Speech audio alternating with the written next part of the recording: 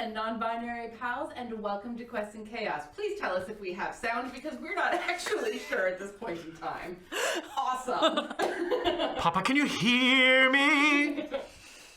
Hello, everyone. Welcome. We are so glad to be back with you all for Swords and Sages tonight. We are diving into, well, maybe. We are possibly diving into a new portion of the module tonight. We'll find out. It could go one way or the other. Thomas, if you get up right now, I swear. He's thinking about it. There are Doritos in the other room. Is there one left? Because today there was one today when I was here. There was one Cheetos and one Doritos. And I ate the Cheetos. That was a poor choice. Wow. No. Both delicious I was gonna say, Frito-Lay snacks. the bigger choice, the worst choice was not hiding the Doritos Yeah, before the that's rest right. of us got here. Yeah, they're regular Doritos, which means they're like, eh. All right, well, let's go ahead and try to blast through some announcements so we actually have a prayer at making sure that we can actually get into things. I'm being told that I sound distant compared to everyone else. Yes. Yes? Yes. Cool. Projection. That would be Hello? a problem if she's speaking. Hello! The microphones were set up for these two spaces. So are you saying that I need to get my voice over to a Laundra's microphone? Actually, you need to do it That's over off here. too, yeah. Apparently. Why did you turn the two femmes off? It was just the one time that I blew it out. It was just the once. I can't believe I haven't blown it mic out. That's because they account Yeah, for mine you. is turned Mine right is down. Count for you, yeah. Normally I start whispering because I'm College of Whispers Bard, and so I had to keep it down. See, folks, this is why we have a pre-show, so that way we can enter into this Yeah. more calmly. And also No, so this that is we not can the pre-show. troubleshoot This this. isn't the pre-show. Yeah, no, I have some bad news for you. Yeah, we skipped the pre-show. We were too busy talking. I don't remember what we were talking about. I was doing my usual gripe about Pathfinder. Actually, we were just talking about everyone in the chat and how much we love you all. People. I was just thinking like drinking like Travis does. You know, drinking that Who's Travis? unbranded sparkling fruit drink. If you would like us to hold our cups like normal people, get in that Patreon support. Or, like your own water bottles, because they are definitely not branded. Mine is branded. I need to get some of that branding so that I can brand mine as well. It's not difficult. You go over to Thomas and say, hi, I need a sticker. I know I'm aware. I just keep forgetting to do No, it. I got What's this that? in the merch shop. They made one. Oh. Single Quest and Chaos sticker. It was a promo. Oh, well, like you do. Right, well, assuming that I'm actually audible now, You sound distant I'm emotionally. I'm always a little distant emotionally. It's all right. I put all of my emotions into my characters, and there's none left for me. Sorry, man. It's a thing. Are you okay? If you were betting that Thomas is going to get out of his chair twice this week, You're 7:05. totally disappointed because he's still there. All good. Okay. Right. Well, launching into announcements then. Before the stream started, we were at 76% of the tavern upkeep for the month. Thanks to all of the bits that people have been dumping on us. We appreciate you so much. It has been absolutely phenomenal seeing all the bits coming in for the various shows. We would love to hit the goal before the end of the month. We have a decent chance. We're only about halfway through the month at this point. so dump on us more. Dump on him. Into that website. dumponhim.kim.com. Oh, .org. Wow. .ca. Thomas is jumping the gun. There's a on the 3 in there competition somewhere. now. .net. He's trying to get one up on me by getting ahead of Tiana. Stop trying to get ahead of me, or I will just go out of order to spite you.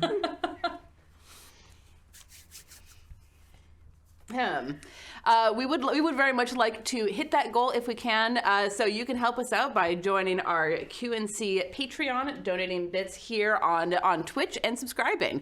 We've been seeing some people renewing their subscriptions for the month. We appreciate it very much. Yeah, more bits if you feel so inclined to help these guys. Well, stay sane with what I'm about to throw at them.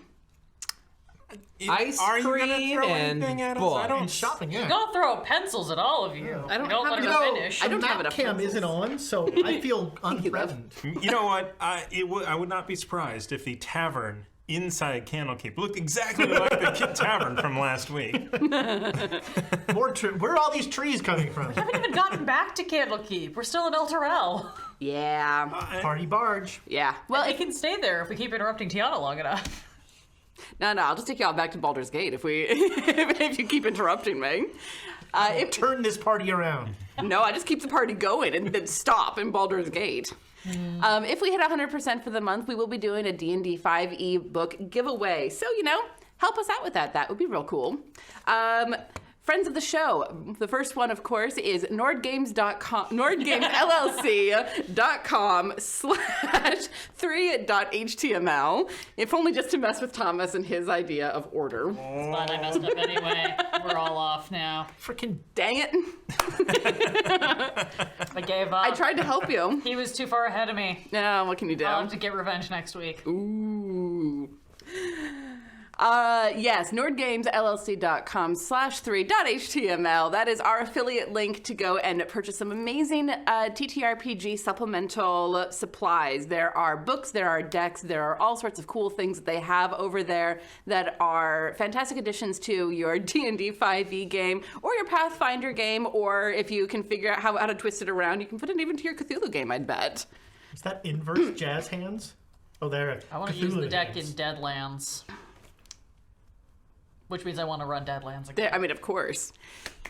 But yes, if you use our affiliate link, we get a cut of your purchase, and if you use our code Chaotic20 at checkout, you get 20% off of your purchase. So you're helping out a fantastic company, you're helping us out, and you're getting fantastic things at a cheaper price. Everyone wins. It's fantastic. Up next, of course, is Birds of Paradise, run by our own Andrea of the Burbs. It is birdsofparadise.com. Excuse me. And you go there for some gorgeous dice that we absolutely love. I might have, oh no, we have the minute and a half long intro. I'm good. Absolutely gorgeous dice. I've been getting some sneak peeks of some new stuff that might be going up in the store soon-ish. It's good being friends with the proprietor because I get asked opinions on things. I'm shocked that her new shtick is like bird dropping dice. That seemed like a weird. You've got to go a little bit niche. Something for everyone. And different colors based on what the bird ate. I mean, we joke, but moose droppings are in fact a constant tourist item in Alaska. They cover them in gold paint and sell them. Oh, Dead serious. Yet Yeah, when I went there last. gold spray paint, gold brush paint. Usually spray paint. You stick them in a box and stand at a Smart, distance. smart. Not real gold. It's not. No, it's not real gold. It would not be worth it then. I'm so bougie. I only buy real gold covered. I just like that you say bougie. Oh boy. But yes, if you use our code chaotic at checkout, you get 15% off at birdsofparadise.com. Check them out. It's a fantastic small business, and she's one of our own community members. So if you need some gorgeous shiny click-clack math rocks, which I mean, of course you do because, duh, go and check her out for your dice needs. An additional reward that our Patreon members receive is being able to award us cards from the Deck of Inspiration, which we are doing a Kickstarter starting on the 25th of this month for the Deck of Inspiration that our own Thomas Cook created. Why don't you tell us more about it, Thomas? It is each deck contains 55 cards of unique and cool boons. There are not 55 unique boons in each one, but TBD, still a work in progress. I did just ship a whole bunch of these playtest decks out to Patreon members who failed to send me their address. Ooh. But I have my other source. So did you just send them to I was going to be like, how did you do To that? random people to see what Maine, happens. West Virginia? Yeah. Yep. Yep. West Virginia. Jim Bump Slade, ass West Virginia. Go to it. We all know who that one's from. Anyway, no, they had won things. So in the next day or two, you'll be getting a surprise deck. Also, you don't check your Patreon messages. That is an ongoing problem. We run into that on redacted reports too, where it's like, I would love to give you guys the things that you're paying for. Could you maybe check your messages once in a while? No. Absolutely not. Yes, I'm talking to you. Why do I need to reply to either of you? You just throw things at me when I show up here. The best kind of person is the person who gives you money and then doesn't take any of the stuff that you're supposedly paying for. That is the single best donor you can have. That is, in fact, What is that? He's pointing at you where you are in the stream relative to him. Yeah. Why is that? because that's like the Don't worry about it. Reno 911. Oh. Is that the guy? Anyway. Thank you. This is going to go live, and you know what? Patreons don't get all the other decks, so you got to join the Kickstarter. I mean, they do if they stay Patreons for longer. But let's not talk about that. Talk about what? Yeah. Well, speaking of the deck of inspiration, you guys have a handful of cards, so why don't we go through what we have real quick? We will start with Boosted Regen. When consumed, this potion heals 1d6 plus 2 hit points at the beginning of each of your turns for 1 minute. This is just, I'm gonna break a little bit here. For playtest, this is a playtest. Should we add a little asterisk or something that says, if you go unconscious, this stops working? Yes! Yeah. I believe we firmly established in Frost Maiden that that was a huge caveat. No, Because you can't get knocked down by the fucking moose and then you're like, But here's the thing. That was a thing with the original potion of regenerating health, which is what that's based on. And we talked about it then and decided that that was actually part of it. And I think it should stay that way. And here's why. In a normal game, when it's not being given by patrons or by people in the chat, that is something that you have earned by doing something extraordinary in character or something like that. This is not a light thing that you're getting. I want a redo of the fight where Renner died, where we voted to not let me use that to pop back up. I could have saved everybody. So for non-stream games, I completely think that should stay the way that it is. With streamed games, I understand why you would do that because we are drowning in these things and it's wonderful. But Okay. That's fair. I like it. This is why we need actual playtesting. So use it in your home games or even your virtual home games. yeah, because it is very different doing it on a stream game as opposed to doing it on a home game. And tell us how you modify and house rule them, because that might become printed rule. Yeah. If it Join makes our no Discord, sense. which you can get to from our link tree, which is linktr.ee/Questacast. Wonderful. Well, we do have other cards. So many cards. We also have Guiding Light. You ask for guiding light from the gods. All of them? Yep. Yes. Whichever ones are listening. I mean, that would drastically change the light and possibly where the light's guiding.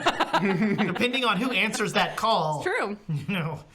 For a brief moment, you see a faint glow in the direction of your stated goal, and you sense an estimate on how far away it is. About 7 feet 6 inches that way. Now I totally You'll want be to do able to this. get there in the 2-minute intro. Rusty. I want... I think you mean 6 hit points. In unison, even. I want to... Don't trust them. I want to use this spell where you roll on a table to see which god answers. That's interesting. And like you don't know which god answered, and like they know where you're going now. So Well, yeah, but it's your stated goal, not where they want you to go. It's Right, but they know you're going there now. So who knows what's waiting for you? Nah. Stop bothering me, stupid humans. I bother you all the time. That's part of my job.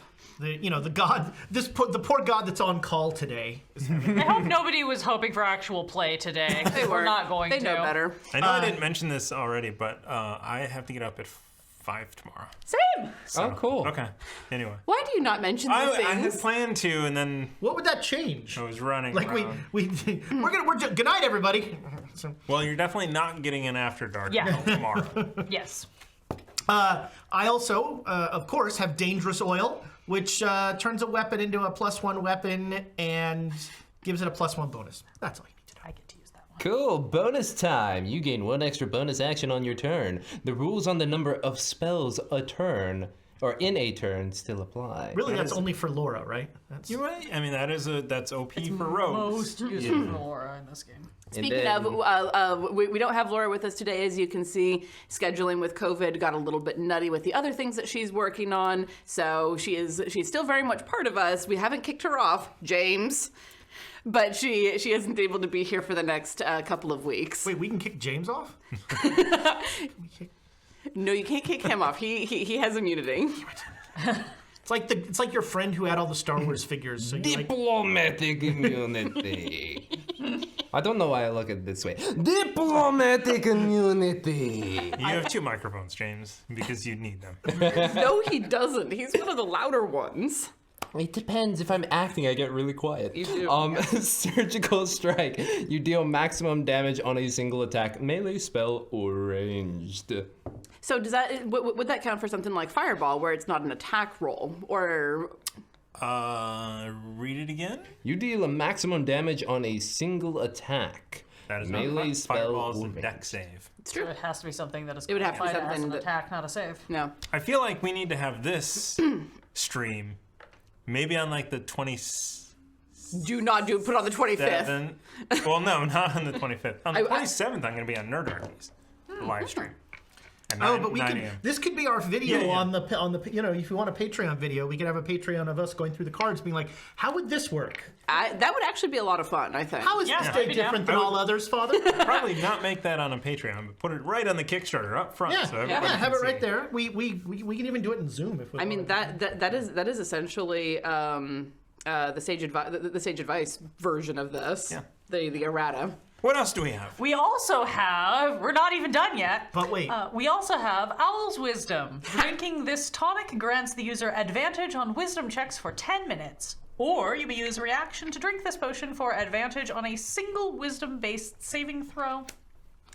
And lastly, we have Lock Trap. After you insert this gum-like substance into a door lock or padlock, it disappears. When a key or lockpick enters the lock, the trap detonates, dealing 2d4 force damage to each creature within 5 feet. ow. I have lock trap in my jaw.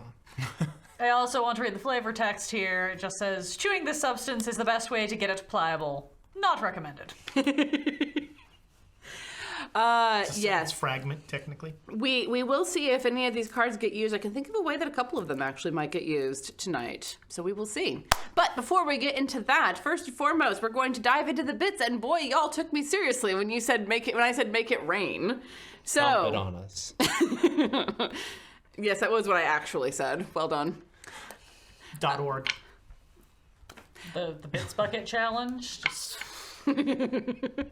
First and foremost, 500 bits from Tamagatora to the DM for the Great Honk. The Goose did not come with me today, but that does not mean that it's not accessible. always watching. Always. 500 bits from Tamagatora to the players. Inspect the boat for Duchess encounters. Ezra, that's gotta be you. 500 bits from Pixel Rose for whoever breaks character first or whoever can make Sabacthani do a spit take. Who's in character? A lady always swallows.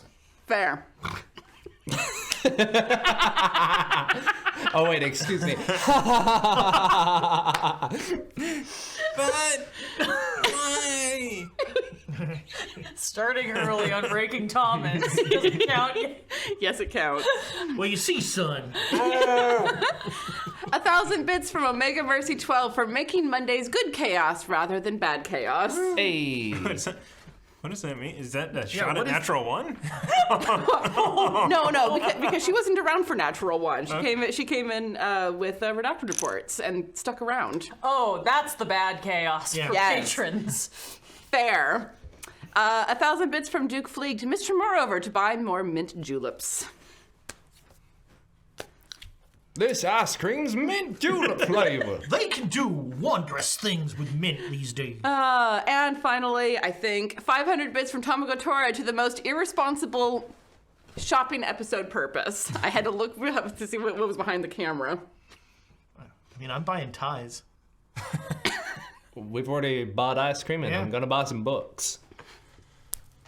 All right. Well then, Let's see what happens tonight. I'm very interested to see how this goes down. So join us as we explore Candlekeep. If we get there. We will.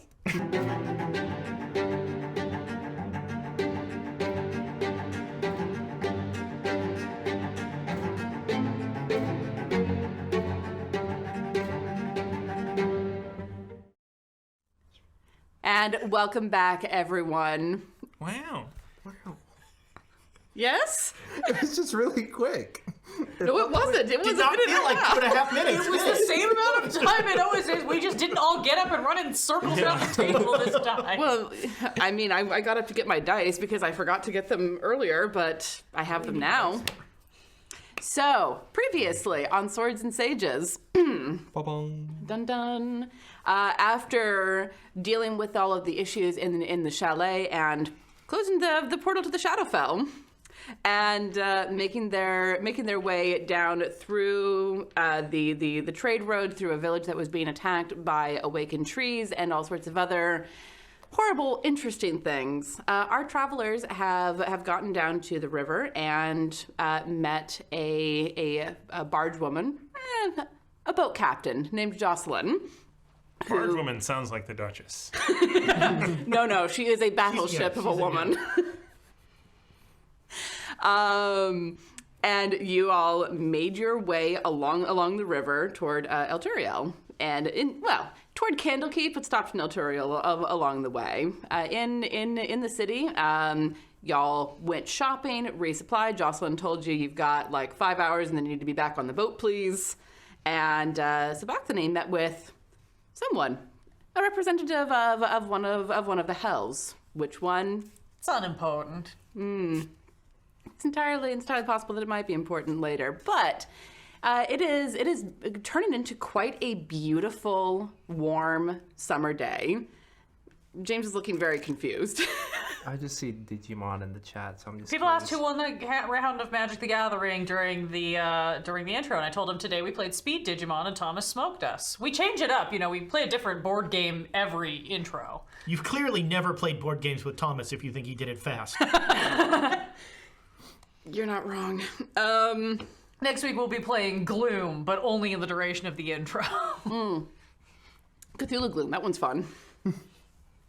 I have a copy for another 2 days. You do. But yes, it is a beautiful summer day in Elturel, and Lester, moreover, and Wuya are having ice cream together. Two old men sitting down and having ice cream together. Mm-hmm. Just a man and his grandchild. Which one is which? That's the question. Oh, we're going back to episode 1, apparently. Woo. Oh boy. Hi. You hit some notes up there, my friend. Hello. It's kind of down here.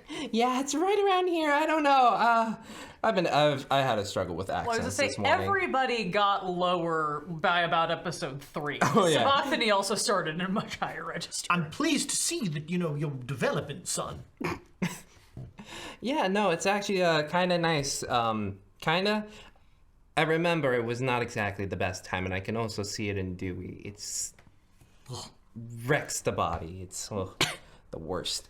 But yeah, no, he has his original cup of ice cream, and then he also asks for that small cup, and then he will just scoop some of the ice cream and just put it in the small cup, take out one of his little incense, pop it in there, and just use prestidigitation to light the tip as he begins to eat. Good. What is the incense for? Is the smell of the ice cream not pleasing to you? No.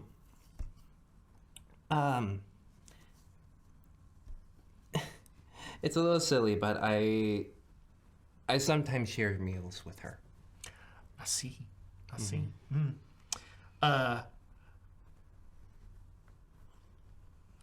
At the risk of being impertinent, what was she like? Oh, jeez. She was definitely more of the articulate one with words, but she was ray of sunshine. She always knew how to brighten the room. And, when you work with death and disease often, it can be a bit of a dowering effect on your soul. And then... I've met your intern. Yeah, he, yeah. That was an unexpected turn on that part. He was honestly very much like Dewey, very bright-eyed and excited to do work, and, well...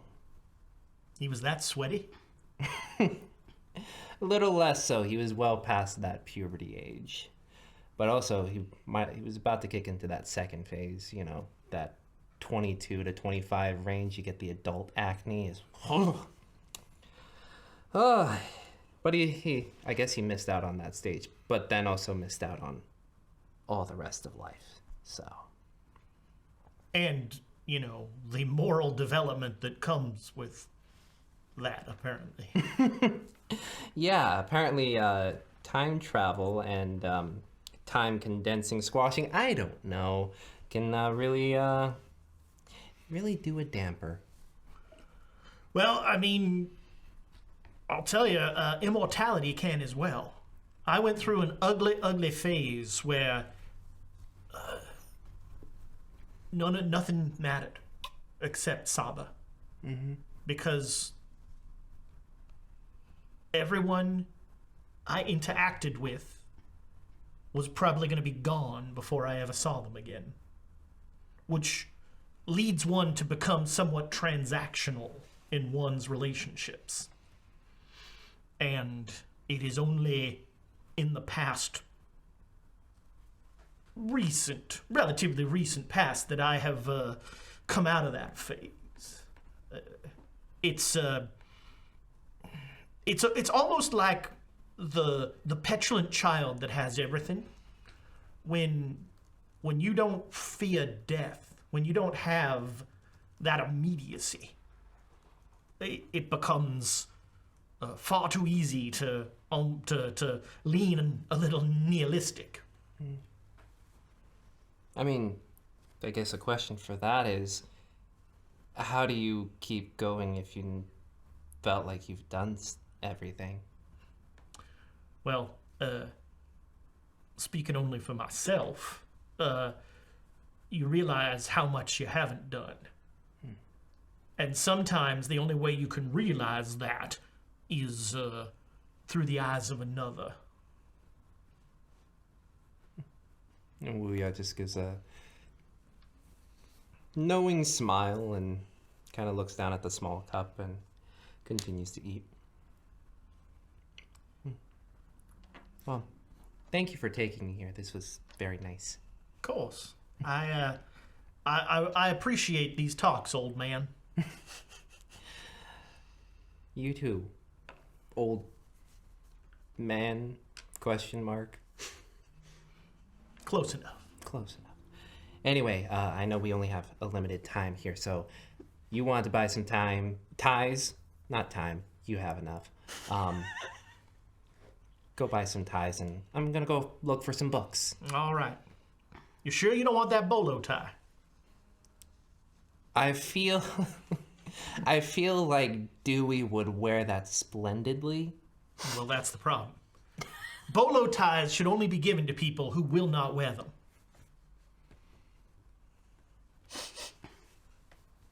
I mean, if you convince him that it is a poor choice for his outfit, but you just really thought of him when you bought it, it could go either way. I'd have to get it in gray.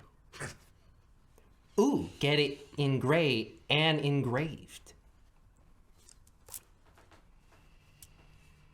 I can only imagine what I'd write in there. Can you teach me explosive runes? Not quite there yet. 8-year-old body. I still remember this stuff, but the capacity, it's like, oh gosh. It's like a water container, but I'm this tiny cup right now. And I used to be this big cup. that could actually hold all the ice cream.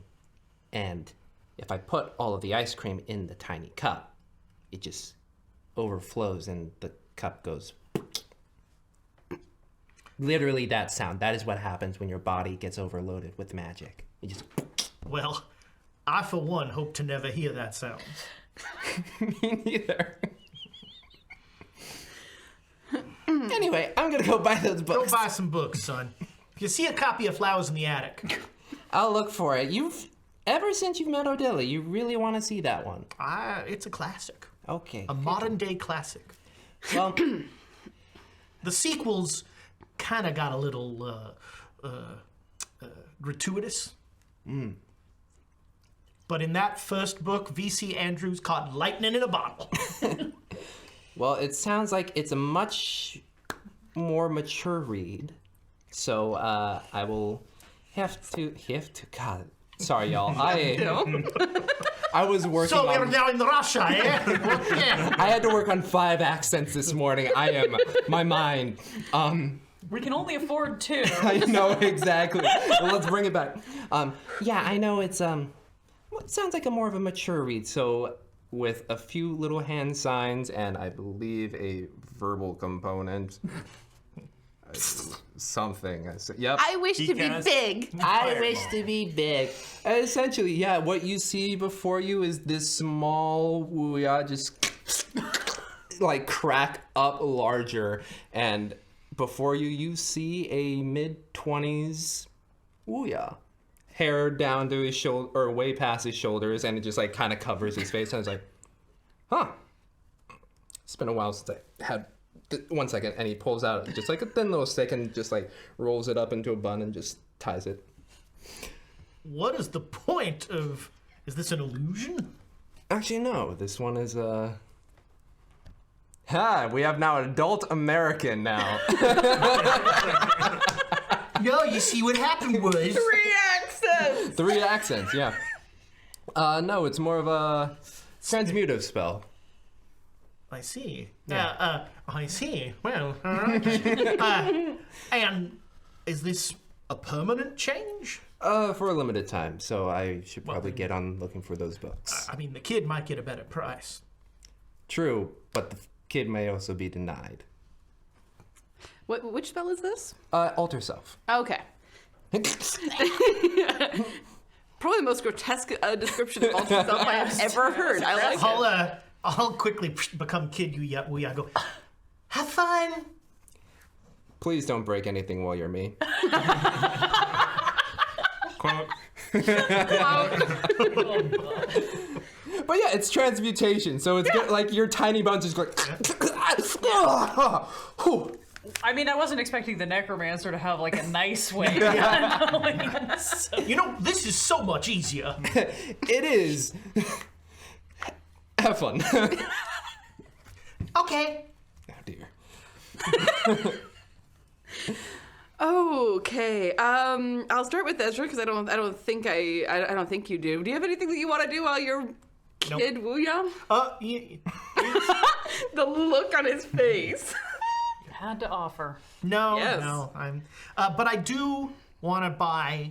I want to ask my tie guy for a bolo tie with like a raven skull as the center, if he has one, like a silver. Well, that's a little bit difficult. Let me find her. Let me look real quick. This is why I come here. I can understand what he says. He speaks regular English. I've always appreciated you, Sam. Well, you know, the feeling's mutual, sir. And he comes back in a moment later carrying pretty much exactly what you're looking for. Wrap that up for me. All right, sir. And gets it all wrapped up for you. And drive you to the house. Oh, that'd be lovely. Of course. And you walk away with a silver raven head bolo tie. James, would you like to tell the lovely folks at home what you are looking for? So he's going to look throughout this religious town. Yeah. And honestly, he probably goes to the Christian Science place first because that might be where he finds the book he needs. Welcome, friend. Can I tell you about Ilmater? Oh, jeez. I forgot why I don't like cities.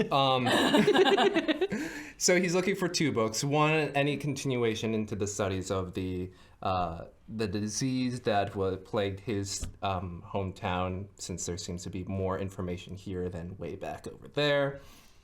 And 2, if there is a possibility, and he knows that there's going to be a lot of books that have, this is how you kill a lich. Mm-hmm. He wants to look for books that can reverse the process. Okay. I would like you to give me a straight D20 roll. S'il vous plaît. No investigation. Nope. Straight D20. I use Odila's luck. 13. Oh, that's kind of lucky number? Question mark. 13. So you have a couple of hours to ask around Elturel, and you are having some difficulty because, as you say, there is lots of tomes, especially with the Hell Riders around, about how to kill liches and demons and devils and all of the, undead, all of those sorts of things that the more religious paladin types like smashing down. So finding something about actually reversing the process is very difficult. How much money do you have on you? How much do I have? 374 gold. Okay. After about an hour of asking around, you're starting to get a little bit, not frantic exactly, because you have enough wisdom to not get that, but you're getting frustrated. Second alter self, just in case. Excuse me, I step outside from it.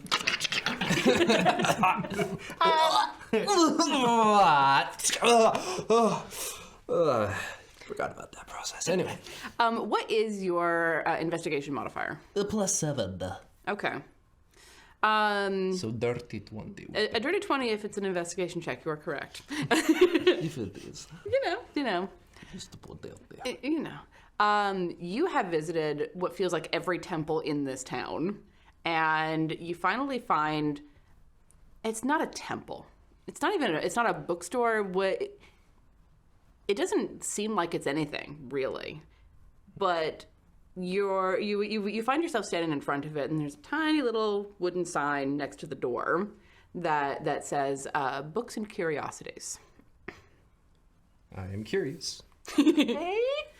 And inside, standing behind the counter, is quite an old male elf standing behind the counter, and he looks up as you come in and looks you up and down.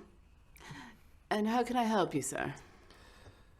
Yes, this is a curious topic. Well, you have entered the right shop for that, sir. Perfect. Look, there's this book that I think it is very rare to find, but I hear it is an incredible read. Flowers in the Attic? Oh, that's hardly rare at all. There are 5 or 6 used copies just down the street. Is that really all you... No, I was kidding. That isn't what you came here for. Your steps would not have been led here for something so mundane. True.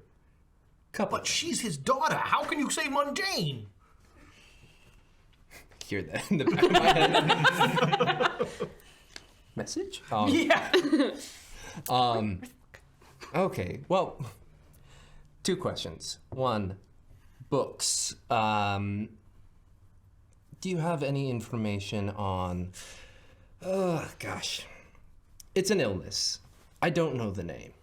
It ravaged the town of a friend of mine, and essentially one of the signs is small red rashes that eventually expand into blue and purple pustules that really just do damage on the nervous system. One of his eyebrows goes up, which is the most expression that you've seen on this person's face since you've walked in the door. You are speaking of the plague that was transplanar. I had a feeling, but... I did not think a man of your years would have been aware of such a thing. He says, giving you a very long look. Well, in these moments, I defer to those who have had those years. What can you tell me about it? Very little. I did not experience it myself, thankfully. However, wait here. And he steps into a back room, and you can hear a key opening a lock, and then 2 more keys. Keep my grandfather locked in this closet. Can I see anything through the curtains? No, there are 2 layers of curtains between where he is and the front. It's the back of the video store. And he comes out a few minutes later carrying a handwritten book. It is small. It reminds you a little bit of the Book of the Raven. In that it doesn't look like it was put together by someone who really knew what they were doing. And he's carrying it very carefully and sets it down in front of you. This is the account of a traveler who encountered this particular infection and lost quite a few people to it, but survived it himself. That is the most that I know about this disease. What do you know of it? Why do you know of it? Again, friend had a particularly tricky time with it. Roll a deception check.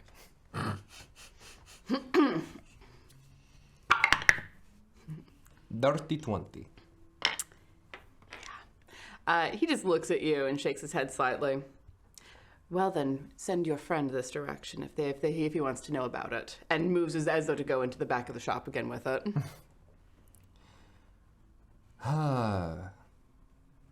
Or you can try telling the truth.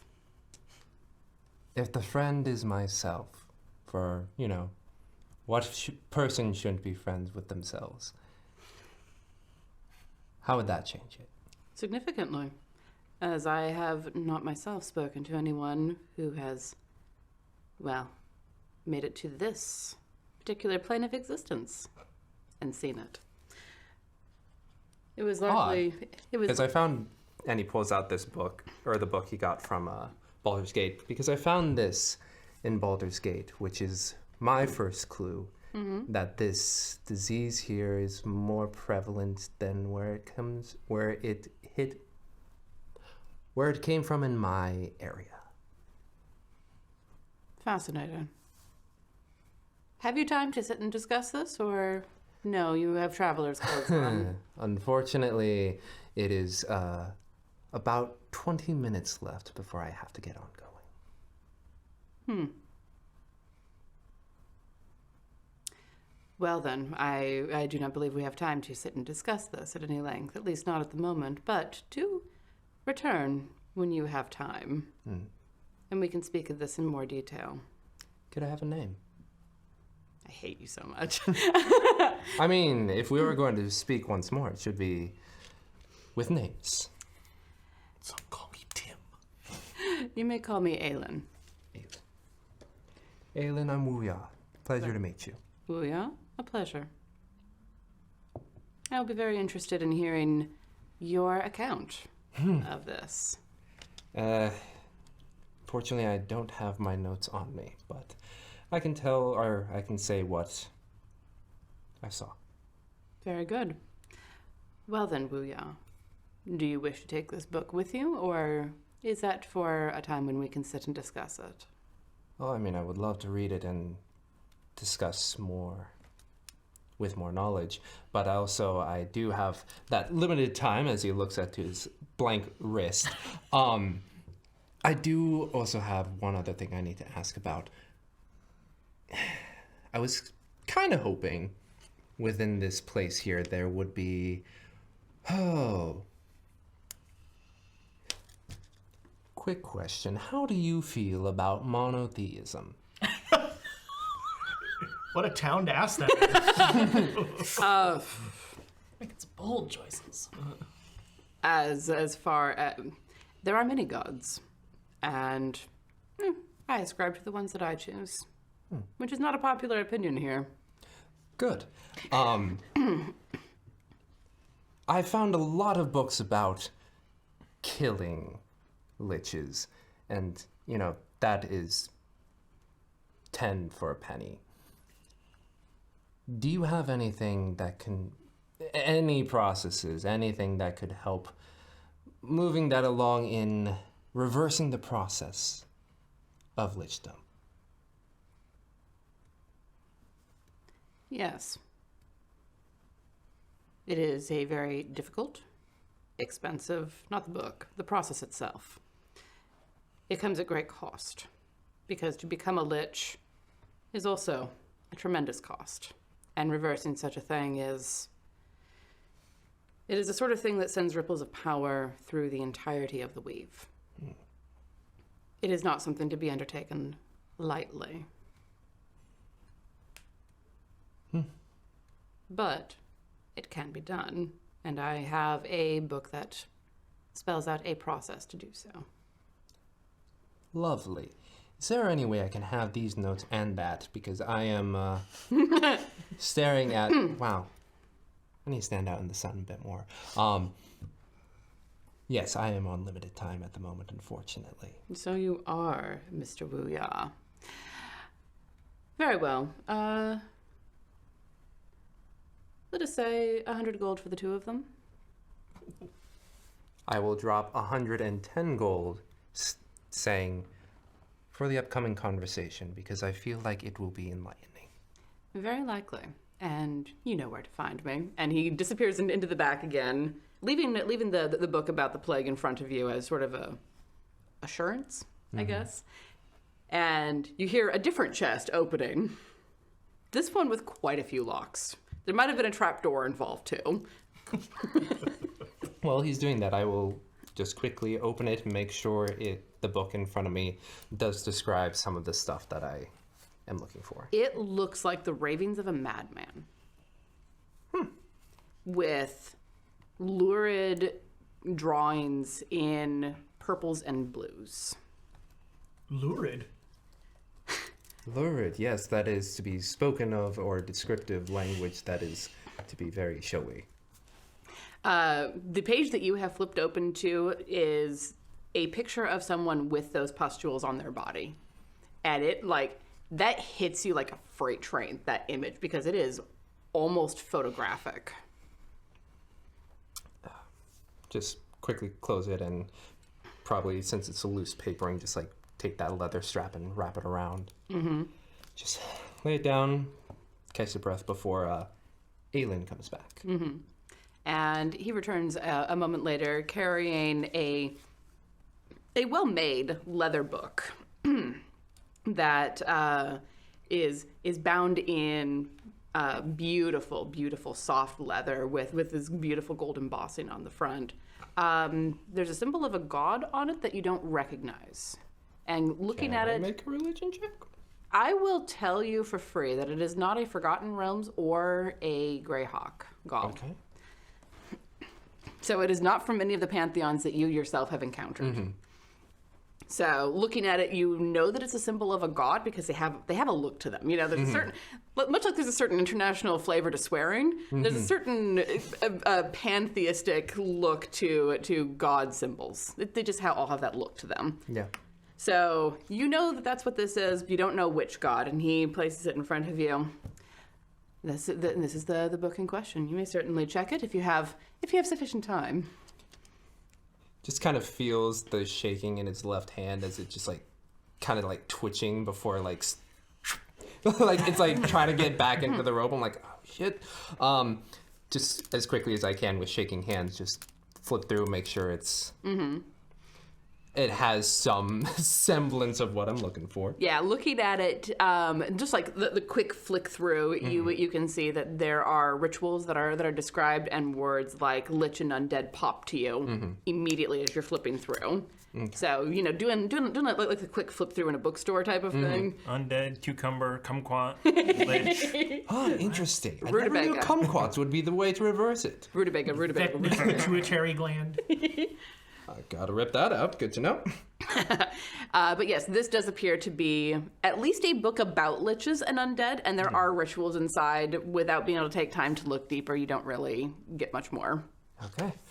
Collect these, place the 110 gold, and as I can feel like the spine starting to twitch as well. Aelin, it has been a wonderful time, and it will be good time when we chat later on when I am able to return. Very much so. Woo, yeah. Safe travels to Woo. You are a scholar, Candlekeep? Yes, heading down the river, and it's gonna be a really great time. Great time. May you be in a form that is more comfortable to you. And have a good day. Good day. And As he- yeah, just The numbers on the side of the door for the height. You walk out and you're like 3 foot. get through the door and slide back the now short hair. And your little wooden stick Yeah. thing falls to the ground. Clatter. Yep. Clatter, clatter, clatter. So what happened to your fingernails? What? If his hair grew like that. You'd be like the Guinness Book of Records guy. I mean, you're choosing the form you take. I'm pretty sure. I'm a that monster. Yeah. I want verisimilitude in this art. You're locked in You're here on the with wrong me. table for that. And look at the sun, realize the time, and like, oh shit.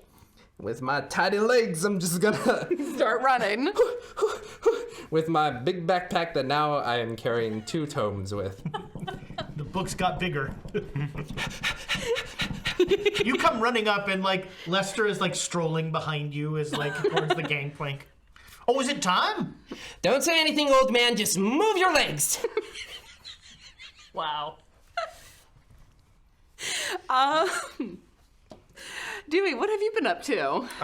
Dewey went back to the ship and changed Rusty back into a fox. Well then, I think that this fella's gonna come back to you for a while.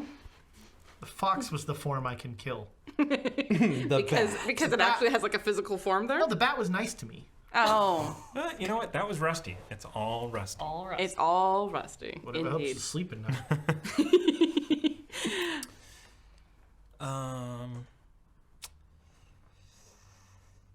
Was there a lot of time? Did I have? You had about 5 hours total. Oh gosh. Yeah. Oh. Honestly, plenty of time unless you are, well, these three. Right in school. So Spell books. he went scouring the bottom of the harbor, looking for treasure. Yeah. Somebody probably dropped some coins somewhere. Yeah. There might be something down Are there. you using water breathing? What are you doing? Cloak of the Manta Ray. That's... I forgot you had that. Look, it's been 20 episodes, almost. Finally! It's not been. If I could have chosen a cloak, it wouldn't have been that one. Nope. I pulled open the cloaks and rolled a d8, and that was what came up. Okay. I'm looking for anything shiny, anything that I can sell for money. Okay. I'm broke. I will say that Sabacthani probably would have slipped you coin before she split off, because she did promise that the next town we got to, she would buy you inks if you would just get on the road. So. Okay. I think there's lots of talk about like it's free in Candlekeep. I'm like, yeah. There's also, yes. Can't wait that long. All right, so how long do you stay down there? I haven't read the Cloak of the Manta Ray in a while. Inventory. I mean, it is. I don't think it has a duration, right? It's I think like as long as you're attuned to it. there are 2 sentences. Wearing this cloak with its hood up, you can breathe underwater, and you have swimming speed of 60 feet. Nice. So I did have to, get mostly naked for this. No, you didn't. You just had to put it on No, and put the nope. hood up. I had to get mostly naked Okay. for this. If that's how you want to flavor it, but Bless you, Dewey.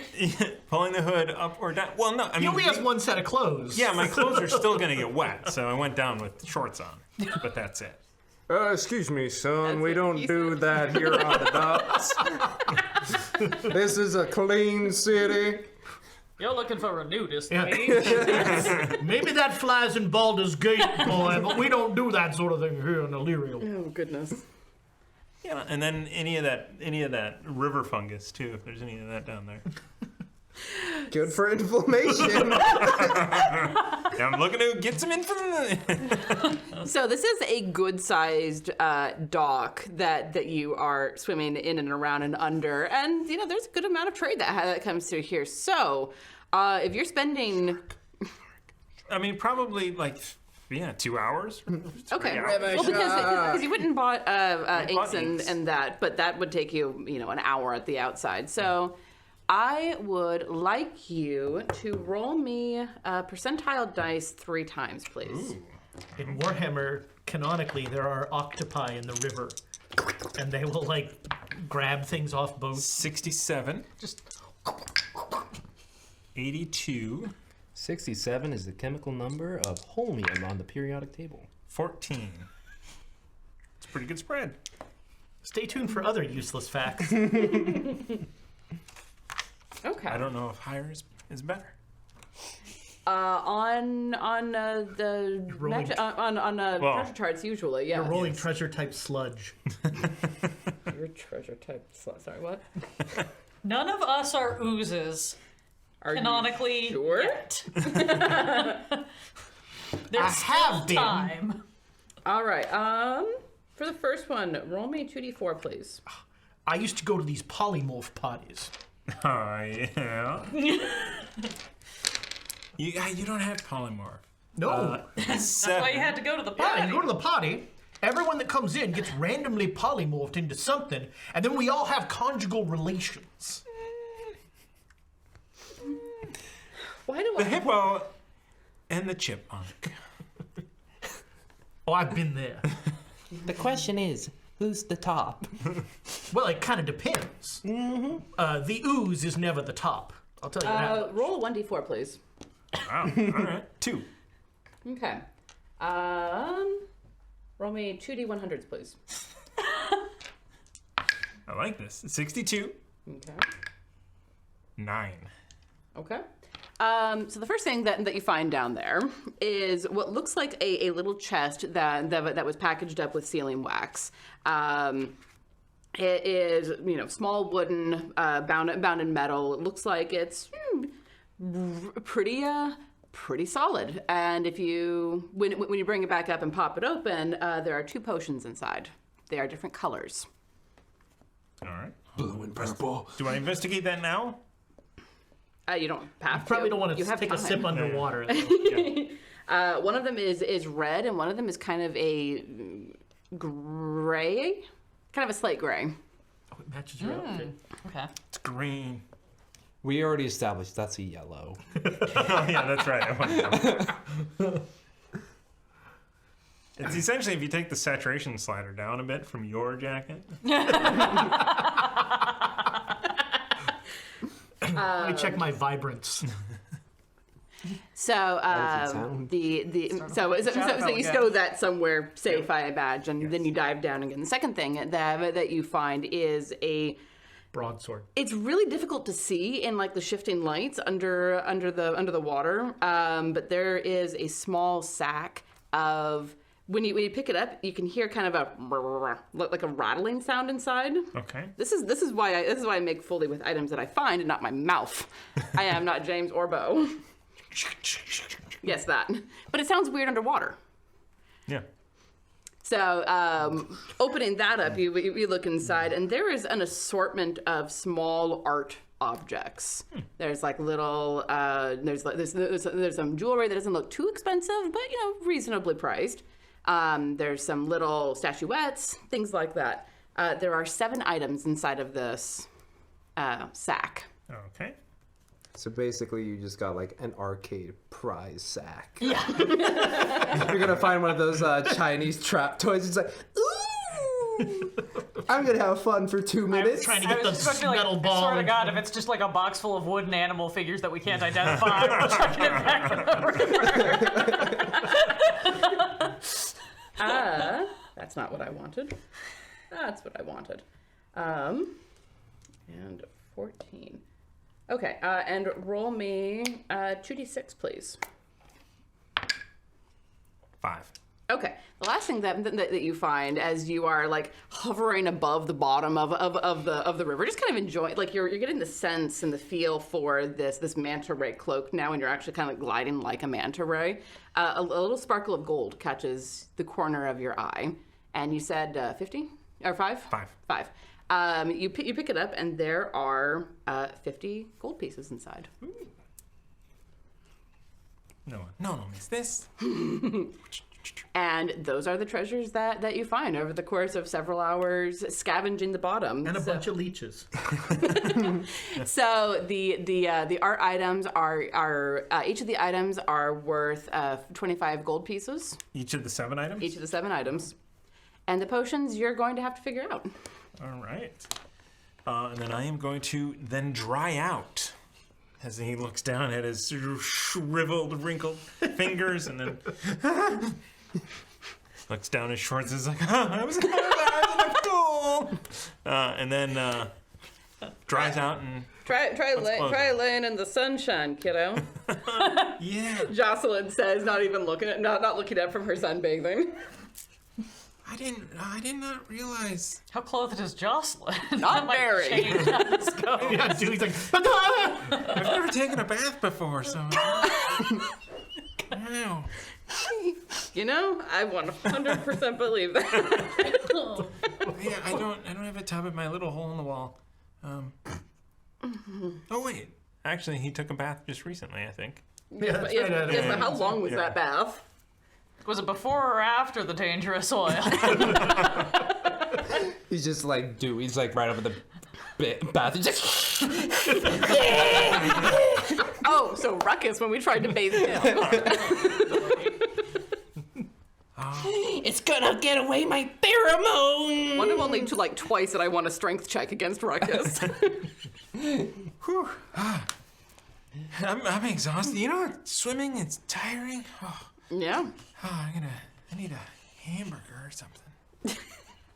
Well, there's some rations downstairs in the kitchen if you want to cook something up. Have that beetle thing make it. Oh yeah. Go ask Tidwell if he'll make me something. Yeah, the beetle thing. Yep. Okay.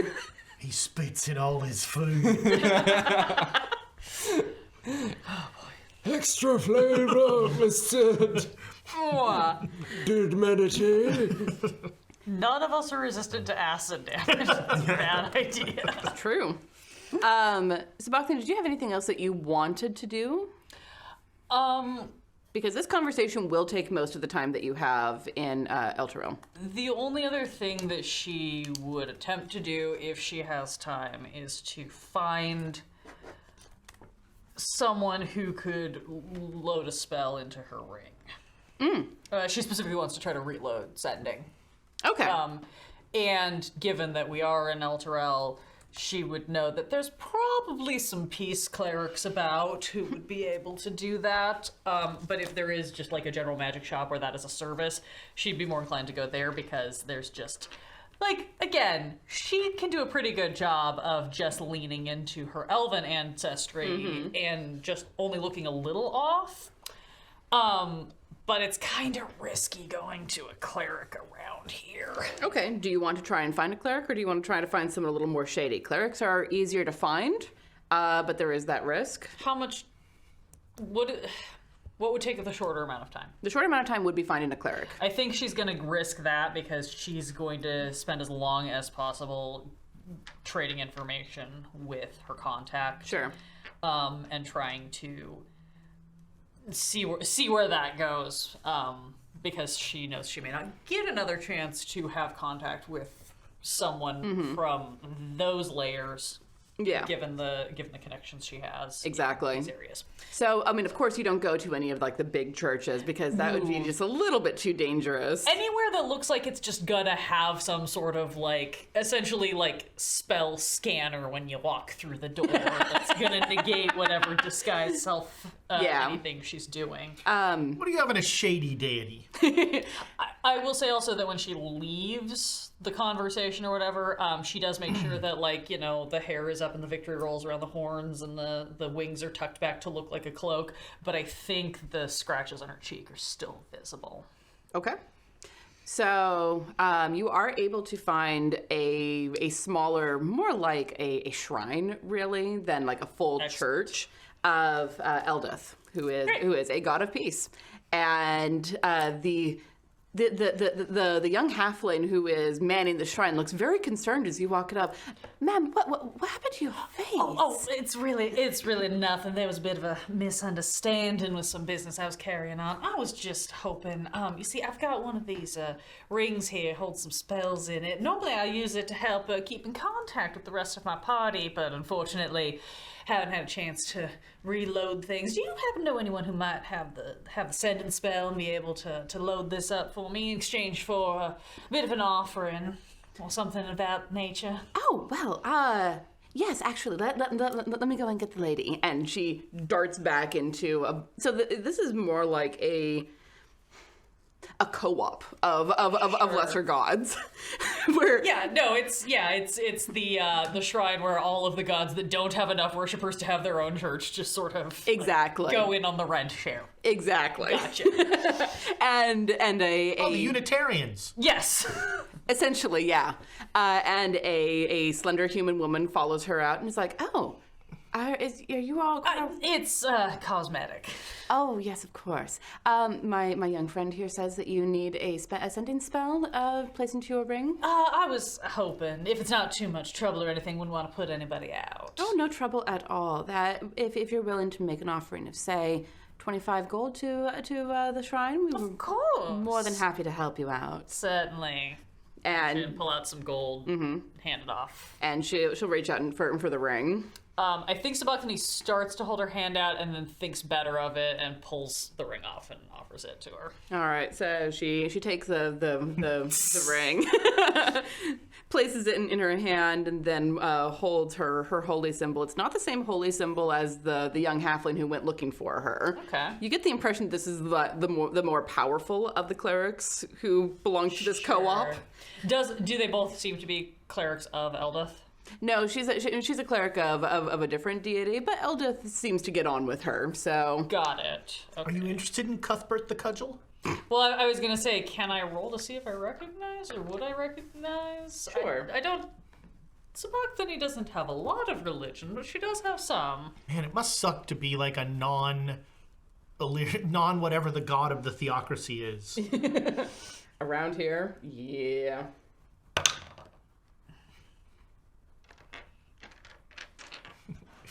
If you fumble, it's you're like, she's a priest of Ayaz. What'd you get? I rolled a 17, so I think that's a 19 total. Yeah, 19 total. Okay. Our turn. Sorry, literally could not resist. Finding. Okay.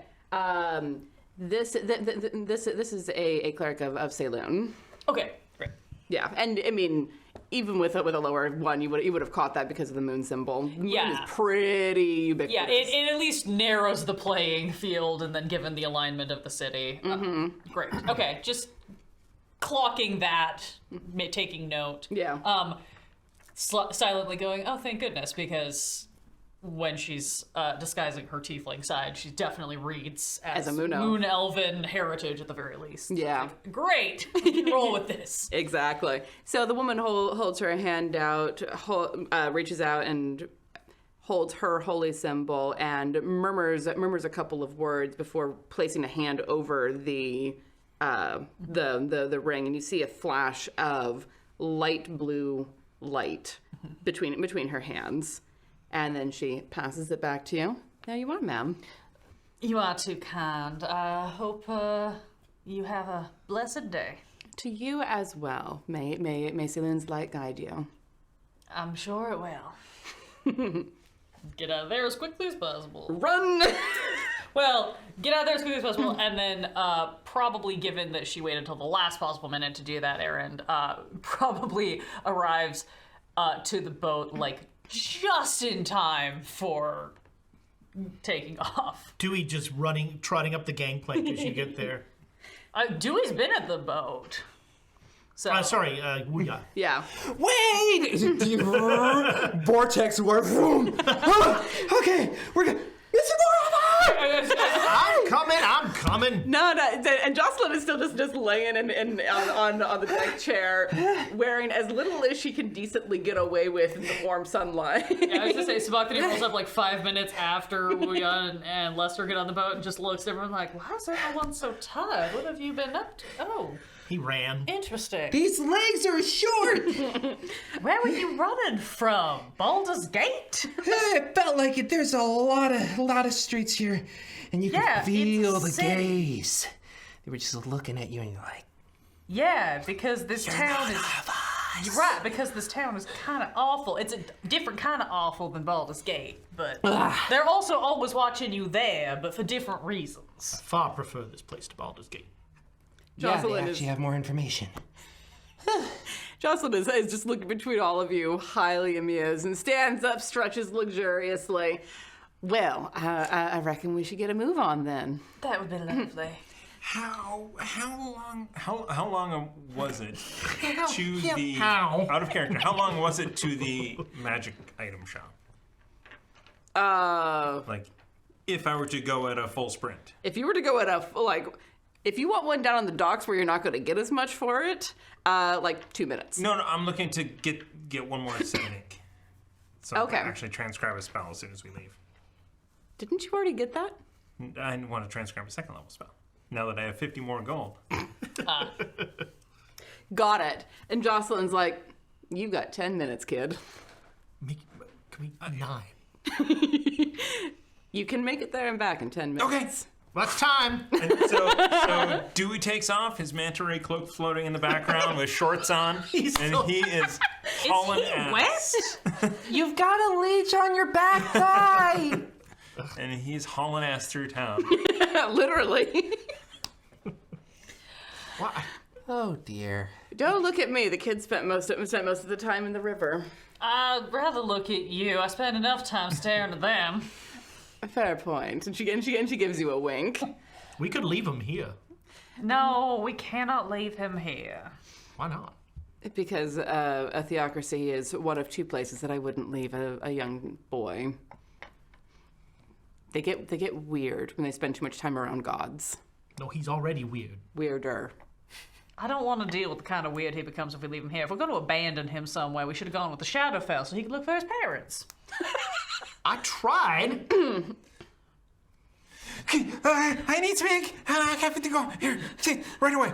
I gotta go. And they just look at you like, Yeah. Oh. thunk. Thanks. I'll be back maybe next time. Who knows? And Can off we at least start to pull up the gangplank while he's coming? that I can do. All right. Sabacthani, do me a favor. Help me keep an eye out for the kid. Of course. I'm always down for a prank. I mean, might as well. Booyah, got any flavor for this one? I can maybe knock him unconscious while he jumps. It'd be a real shame of a sleep storm. I don't want to hurt him. I just want... Les is like pulling out his deck of illusions and like, there seems to be a small tornado headed our way. I think that's him. And she'll start lifting the gangplank. Not so much that you can't get on, but Okay. enough that you have to kind of jump for it. All right. I want the athletics check. The cloak of the manta ray is just, I want to go in the water. Just reach out very casually, hook the edge of the cloak as he makes the last jump so that he does not make the graceful landing. Still on the boat, but... Oh, I'm gonna make an acrobatics check on this. Do it. Oh, 10. Yeah, you face plant onto the deck of the ship. The ink is okay. The paper goes fluttering a bit. I see the leech on the back of his thigh, and I just go. It is full and fat and full of blood. Could this day get better? I'm gonna take one of my tubes and keep putting the leech in there. Whoa, no. You are not keeping something with my blood. All right, whatever. I trust you. Okay. That was your first mistake. Just, don't kill me. No. This way I can at least track you Oh, cool. if you get lost. So, all the time. What about torture? We don't talk about that. Everyone hold on to something, and Jocelyn goes down below decks. Remembering last time, make sure he's down below deck and has his back against the wall so it just goes. Liz is already in the seat with the drink. And the boat goes tearing off. It doesn't cause much in the way of actual destruction on the way, but there's a lot of angry shouting and a lot of languages as there's just this wake left after Jocelyn's boat. Oh, I wonder if that would have brought... That might have, kicked up some more treasure. Well, you'll have to look for it next time, sugar. Were you scavenging on the bottom of the river? Yeah. And it was very lucrative. You know, you get along very well with Craig's third boy. He's very into hunting for treasure. Excellent lava diver. He's a remora. No. Craig's third Oh, son. not You're thinking of the Greg. neighbors. Oh, my. Wow. Dewey, when you stop long enough to catch your breath and actually look at the things that you bought, Wait a minute, this isn't Eve. looking at it, you actually realize that you got more than you thought that you had paid for. You get the impression that the person who ran the magic shop felt a little bad for you. So there is 150 GP worth Whoa. there for you. Whoa. Just as his cape, he's still slightly Cape and damp. He's in shorts. his shorts. He's got his long shirt on. He looked like he just He leaves. Barefoot with one leech on his leg. He leaves the store, and the wife looks at him and he says, "Martha, he needs it more than we do." Pretty much, and it's don't worry. We can raise the prices on the Hell Riders a little bit. It'll be fun. Now I wish I could cast 4th level spells. And have Well, one if you to- survive long enough, you'll probably get there. Yeah, if I can cast 4th level spells, I could lance right through your brain. Is that a promise or a threat? Yes. If I can cast 4th level spells, I can Eldritch Blast. And that's why I love you, Angel. 5th level Eldritch Blast. Woo! Pew pew pew pew pew pew pew pew pew pew. Jocelyn, how much longer are we going to be on this boat again? That was actually Not the- that I have a problem with your boat. It's the being trapped on it with everyone. Oh, that I'm concerned about. I'm not all offended, my dear. It'll be another 3 days. Four if the locks are against us. Excellent. That should be plenty of time for some beauty sleep. What happened? And she actually reaches up and runs her fingertips lightly along your jaw. And when she does, you guys can see that it perfectly matches up as though the scars match up with fingertips. Oh, just a little bit of a misunderstanding, that's all. Do you want a poultice on that? Oh, I'm sure it'll be all It'll right. be like a cooling sensation. It'd be really nice. You know, they usually clear up sooner or later. It's not acne. That's gonna scar. Never has before. Never does. Are you sure? I can put some mint into it. I think you should save the mint for the juleps. It's a much better use. I once fell off a building in Candlekeep, and then I just slept it right off as if nothing happened. Is that where you get your pensions for throwing yourself out a window, Mr. Dewey? You were unconscious. There's a difference. Yeah, but then, after I slept for a while, I was like, oh, all good, no Yes. more broken arm. Yes, after several avowed took care of. Dewey does not remember because he was unconscious the panic of all of the clerics in Candlekeep being like, oh no! Oh God, somebody kill a child! Just full on shock moment. It just looks at his compound fracture and he's like, huh, That shouldn't be like that. cool. I've I'm invincible. I've actually had moments like that with medical stuff where it's like, that shouldn't happen. Yeah, that's not normal. Boy, that's gonna hurt. Yeah. But you are continuing along the river on Jocelyn's lovely river cruiser, and again, once you settle in, it's less of the motorboat effect and more of just More like a bullet train.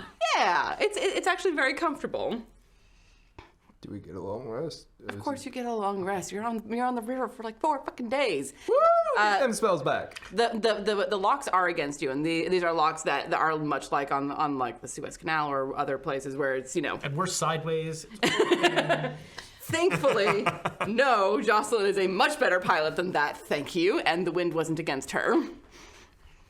But yeah, the locks are very much against you, so there's a lot of like... It's not particularly... Well, it's interesting in the mechanical sense because it's like, ooh, what we have done without much in the way of magic. This is almost pure mechanism. Now, the ooze's safe word is actually a small amount of acid. When you feel the slight burn, that's when you know you've gone too far. Maybe I got a question for you that's unrelated to that.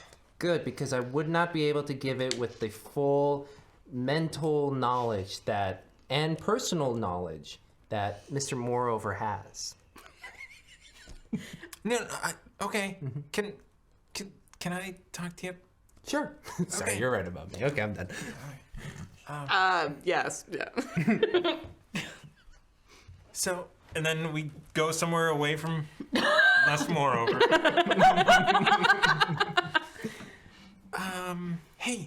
So I was able to raise some money when I was in, when we were in whatever Elturel, that place. Elturel, where we were yesterday. Yes, yeah. Anyway, I bought some eggs. And I was hoping to actually learn an offensive spell. But I'm also They grow up so fast. thinking about taking utility spells. Because one of them, in that book, I was flipping through it and I was reading it.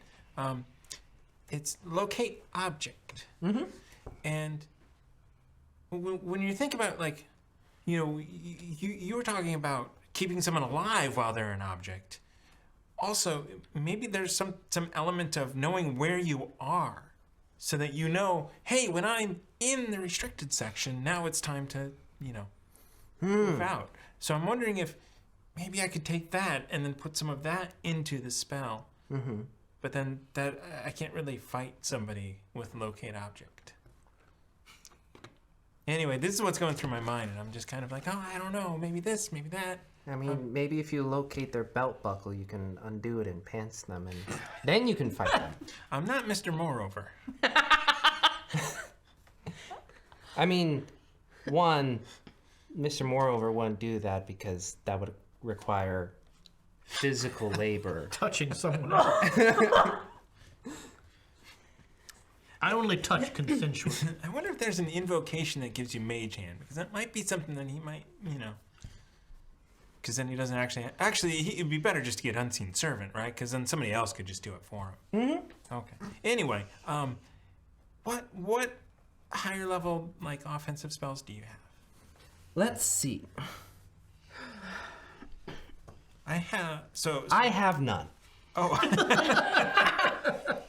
I have Agonizer Scorcher if you were interested. Yeah, I saw that. It's a pretty fun one. Yeah, it's like a line of deathly fire. That's how a teenager would be like, look what I can do.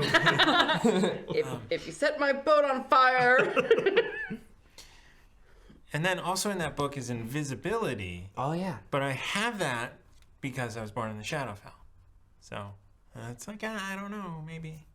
I mean, I feel like this is a situation we kind of have to wait till Candlekeep because, I mean, honestly, I didn't really learn too much offensive spells because I wasn't trying to kill my patients. Oh. So you were a doctor? I am a doctor. Okay.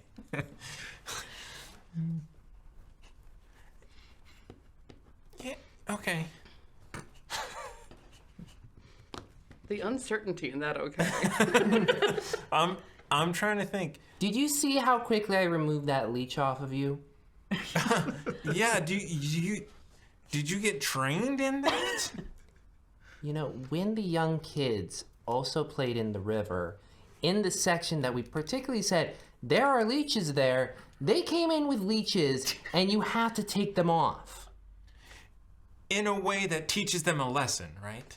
Well, yeah, I kind of did it like I did with you, just a little fast. Just like, Yeah, exactly. but not so fast where they just like, because as little kids, they freak out.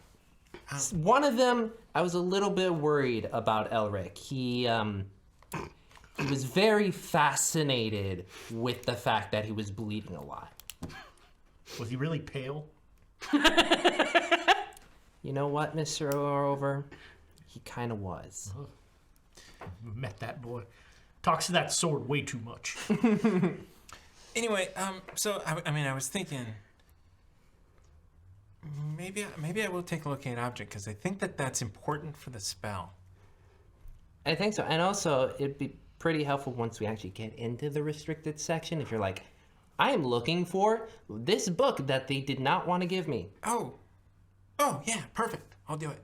There's utility beyond just using it as a component for another spell. Oh, I didn't really think about that. Oh, wow! What if I could be like, I want to find out where there's a gold bar. I believe you have to say Read the wording of the spell. I can tell you where most of the gold bars are in most towns.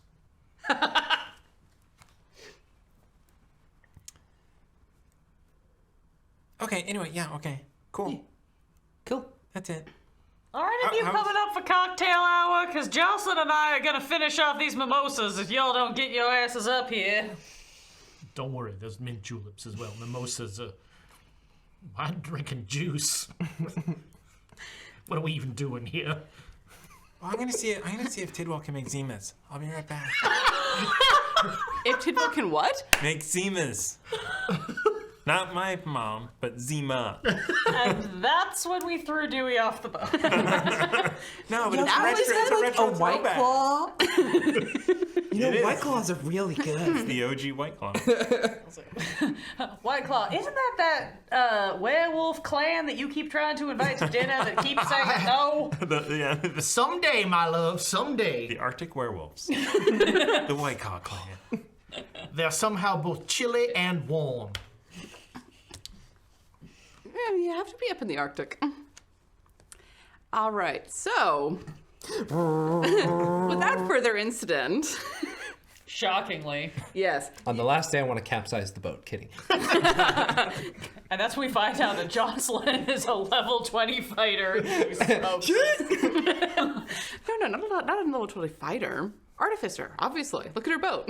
I asked her if she was an artificer. She said her mom was, not her. I use Vortex Warp to send Jocelyn off the boat and commandeer the boat for myself. Sure. It's our salvage. But you do reach the final port. There is a short journey, a short overland journey from here to Candlekeep. It takes you you arrive at the dock in the morning, and it's getting toward early evening by the time that you arrive back at Candlekeep. I miss sedan chairs. Those should make a comeback around here. I feel like they tend to frown on the implication of colonialism and slavery that those imply. Well, the new ways aren't always better. Most of them are. As you are approaching the gates of Candlekeep, a couple things strike you right away. First of all, it's darker here than it feels like it should be. It's just a week after midsummer, thereabouts. The sun hadn't really set while you were traveling, but here, it's getting dim. It's getting real dim, and there is no one at the gate. Are we back in the Shadowfell? Hope not. And just when we was starting to feel like, back home. Oh, jeez. Wait, where the road guys? I don't know. Let's go check the restricted area. Okay. Hello. So you get up to the actual gate itself, and you can feel like this pressure pushing back against you until you hold up your amulet, and it lets you pass through the gate. It's dark in here. Like unnaturally dark? Yes. Like magical darkness dark? Yes. Like black? Not black. It's Okay. more of a. It's dark, but more of a twilight dark. So you can see the outlines of the buildings, and if you peer really hard, you can see little cracks of light through the windows. But like, it's 6 o'clock at night, maybe. The sun hasn't set anywhere else, as far as you are aware, but it's twilight here. So I'm gonna make some lights. I'm gonna actually pop on some dancing lights, like 120 feet across. One on one side, one on the other, over by the tavern. It's actually very similar to when you pop them in the Shadowfell, in that there is light that is around them, but it's very muted, as if the twilight is pushing back against it. Oh, this can't be good. I don't like this. Wow. Let's see. It looks like there's some light in the inn. Let's see what's going on over there. Where did you put the One of them right by the light, and then the other by where we did the sleep storm fight. Okay. When you place the light over by the inn, the door opens just a little bit in the House of Rest, and like there's a head that peeks out. What on earth are you doing out? Get in! Get in. Yeah. Run over there. I mean, And stride. Rusty, check the hidey hole. And Rusty's gonna run off towards Toward your hidey hole. Okay. Tidwell, check my luggage. He gets out of your 100-foot radius, and you can't sense him anymore. I will send Iris, just be like, to the roof. And then have her just like sit on top of the roof, looking at the courtyard. All right. And as she settles and looking over the courtyard, she tells you, "It's weird. This is Candlekeep. This is Candlekeep proper. This isn't the Shadowfell. But this tastes like magic. Well, yeah, it tastes like your magic, actually. And that's where we're going to go to break." What did you do? We have a giveaway. We do. We do, because we triggered the Book of Inspiration on Saturday from all of you wonderful people You giving magnificent us bastards. bits and bits and bits and bits. We appreciate it very much. It's part of what kept the Great Danes alive. We appreciate you. So we're going to do, oh my goodness. Oh. Randomly selected pack. What are we giving away, Oh, make Thomas? sure not the one with the point or broken. The broken D4. point. No, looks good. That might be the good one. Yeah, I think we opened up the other ones. Are we giving away a set of Birds of Paradise? What are we giving away? Let's do that. A set of James birds. is going to sign the D12. The one that no one ever uses. Exactly. Hey, barbarians would like to have a word with you. Excuse you. Yeah, one out of like clerics. 13 I was classes. gonna say, And Elspeth uses excuse me, D12s a lot. which bolt? Yeah, excuse me, told the I can DM. roll 2D12. Fair point, fair point. So we're going to be giving away a set of Birds of Paradise. Put hashtag chaos in the chat, assuming that Thomas is ready. You ready? Maybe. Excellent. Thank you, sir. Maybe there'll be Arizona sunrise. Ooh, those are don't know. real pretty. They are. So, and we will be back in just a few moments to find out what the heck is going on in Candlekeep. So stay tuned. Tastes like me. I'm going to go eat the Doritos.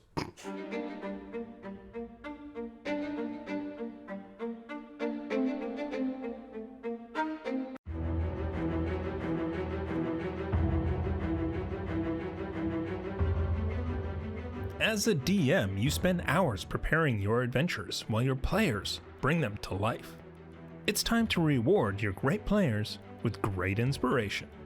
The Deck of Inspiration takes the 5e Inspiration rules mechanic and adds dramatic, game-changing boons to your campaign. Turn a regular hit into a critical. Bull rush through your enemies without provoking attacks. Use your reaction to smack a wizard's hands and interrupt their spell.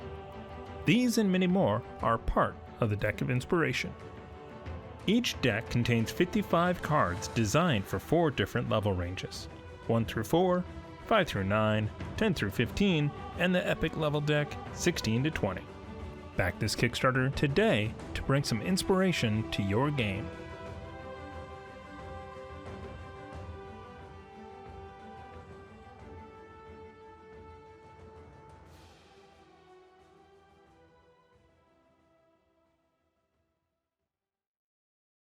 Hey everyone, I wanted to take a moment and thank you for watching and supporting us. It's challenging to produce this content week after week, and your support really does make a difference. In fact, all of your support we call Tavern Upkeep. We have a monthly goal that we need to reach in order to maintain and to grow. We have currently set this at $1,500 per month. These funds go to purchasing and shipping giveaways, game and game accessories for us to use on the stream, and a portion of the rent here at the studio. We are asking you to help us reach that Tavern Upkeep goal every single month. There are many ways to contribute. The Patreon is the best bang for your buck. As a Patreon member, you are part of the Guild of the 5 E's with access to work-in-progress RPG supplements, the Patreon-only Discord channels, and a space to play in our Guild of the 5 E's D&D campaign. The higher-level patrons can even affect the outcomes of our streamed games by awarding players with cards from the Deck of Inspiration. Another way to support us is by donating bits during a live stream. For each 500 bits donated, an inspiration coin is granted to the players or the GM. There are various effects based on the game system, but in Call of Cthulhu, 1 inspiration coin is 1 reroll. On Dungeons & Dragons, a single coin can be used to add a d6 to any d20 roll, and 2 coins may be added to redeem for a random draw in the Deck of Inspiration. Subscribing on Twitch, whether it's a tiered subscription, a Prime, or a gift sub, helps us fill in the Tavern Upkeep. You get access to Twitch emotes, subscriber-only Discord channel, and a second entry into every on-stream giveaway. The last way to help us with our Tavern Upkeep goal might be the easiest. When you enjoy our content on YouTube, turn off the ad blocker. We put ads in every 30 minutes, so it's not too annoying, but that ad revenue really does add up. With all of that said, the most important thing we can ask of you is to join us live, on replays on YouTube, on podcast, on social media, and the Discord. We are grateful for every member of this community, and we would like to see it continue to grow. Tell your friends and share a link. Thank you.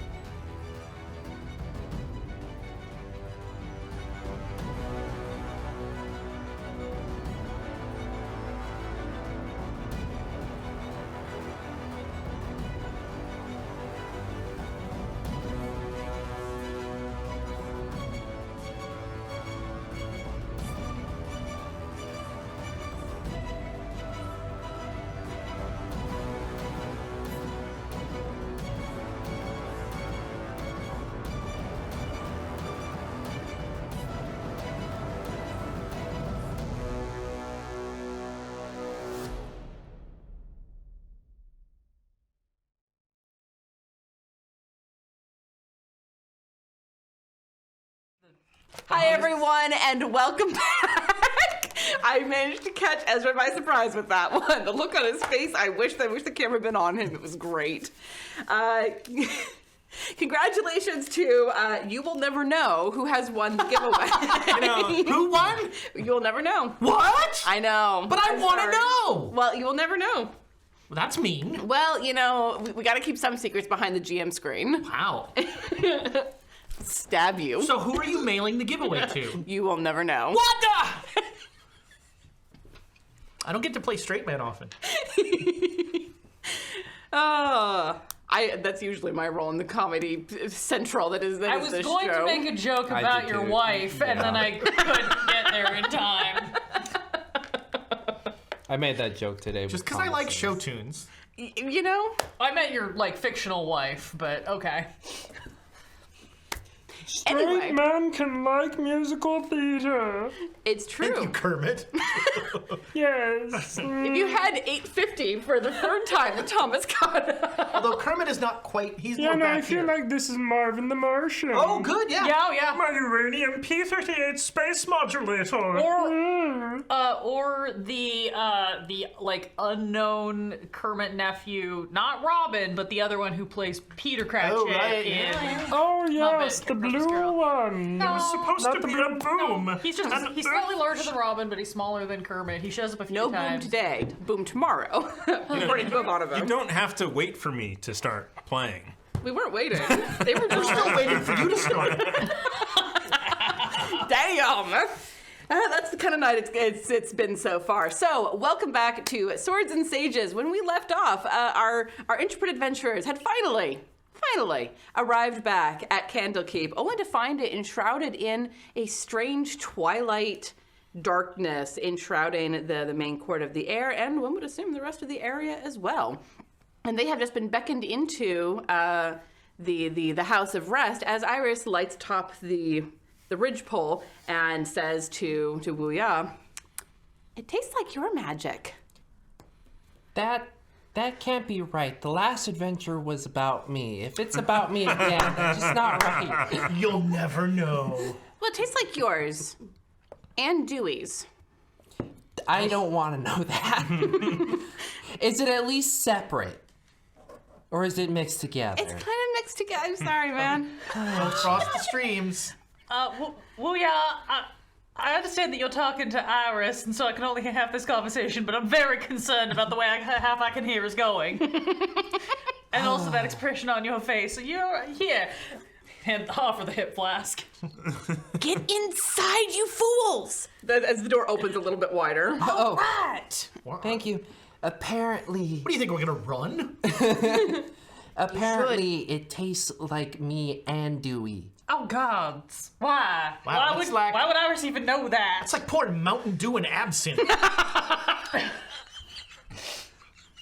I would say my preferred drink is rose water, but sure.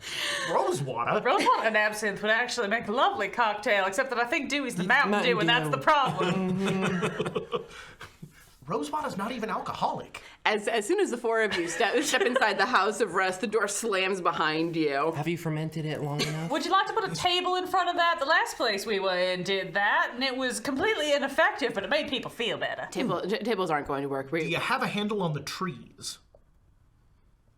We've had a long couple of weeks. What is going on? Any whale creatures? No. Well, it's full moon tonight.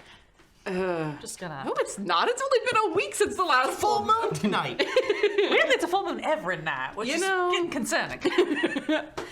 Right. You all have been gone for some time. Yes, you don't know about.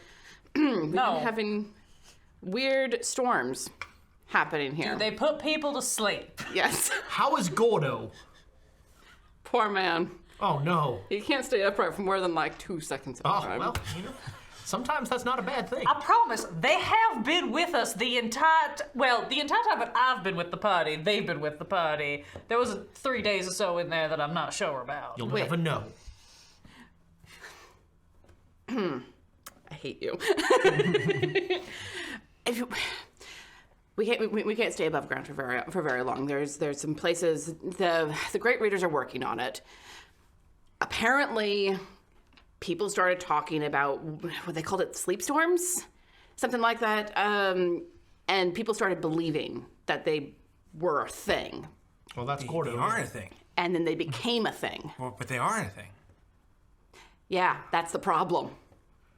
So this is Dewey's fault. Booyah!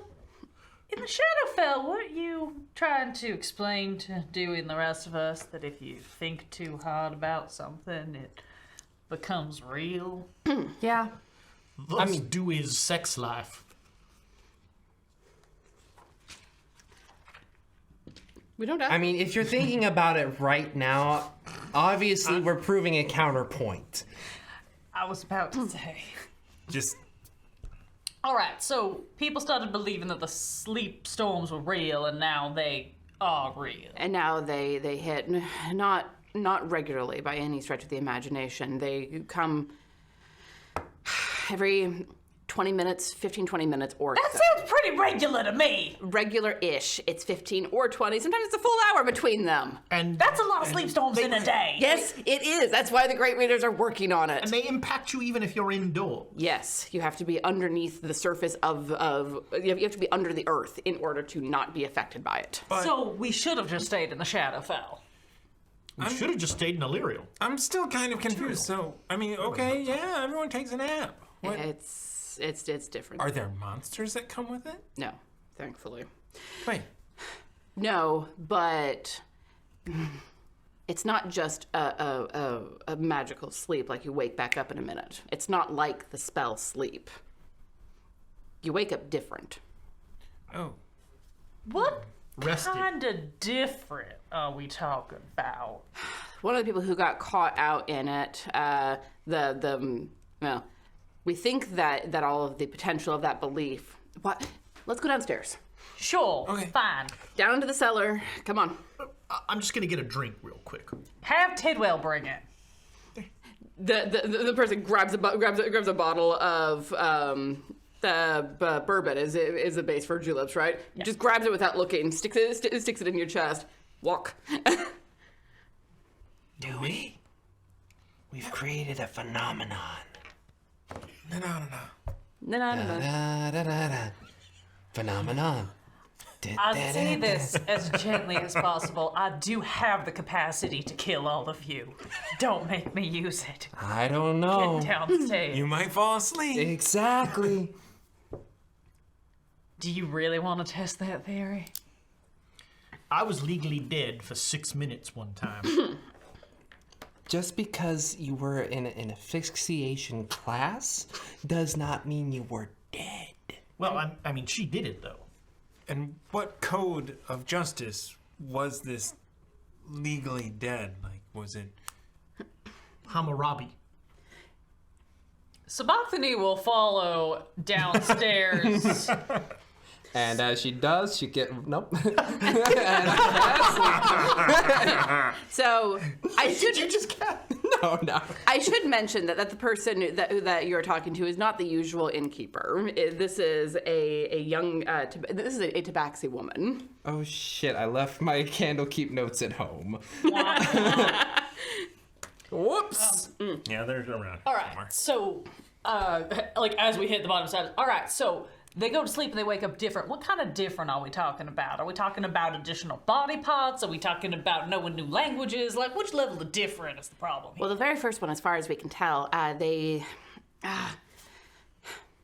think I don't mess with this kind of magic. This isn't my magic.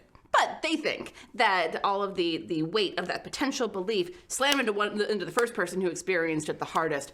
They went to sleep a human and they woke up a halfling. I'm sorry, what? Is Gordo a halfling? No, Gordo was not the first one. Lucky bastard. Sort of a were-halfling. No, more like a... Yeah, you should do that. You should do that one. Were they bit by a human? All right. And But- then what happened to the next few? Well, all of them woke up somehow physically different, and all of them, their minds got a little... I don't know. Are they the same person? Yes and no? Does it affect people in Club Scepter? In what? Don't worry about it. Is this Sorry, you sound very familiar, but I don't know that we have met. Have we met? We haven't met. Hi, I'm Cthulhu. Cthulhu, wonderful. Moreover, de meditate. Yeah. Child. Yeah. No last name, full name, full yeah. We've been sheltering down in the Firefly cellar underneath the House of Rest for the last couple of days. It's a safe enough place. I got sent up to grab supplies, and she holds up a bag. Cthulhu? Cthulhu. So it's K''Tulah. Cthulhu. Wait a minute. And Cthulhu? I did not make up this NPC's name. we could tell because you had it too quickly before James asked. Yes. All right. And where are the great readers and all of them holed up? Are they also down here? Are they somewhere else? They're not down here. They're in one of their workshops. I don't know whose, but someone's workshop. They're down under the earth because that's the place that a sleep storm can't hit you. It goes into all of the buildings, even if the windows are closed. There's no way to make it airtight enough. And how are these people the ones that are affected? Can we talk to one of them?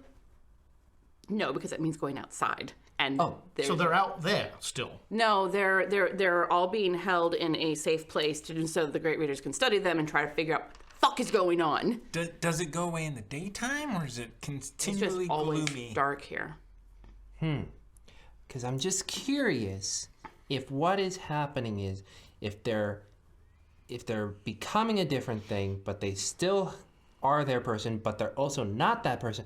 What if this isn't a sleep storm per se, but it is combining of two people into one? Oh, I don't know about that. That would be. But it also, it sounds kind of interesting. I mean, like it changes. Get down below.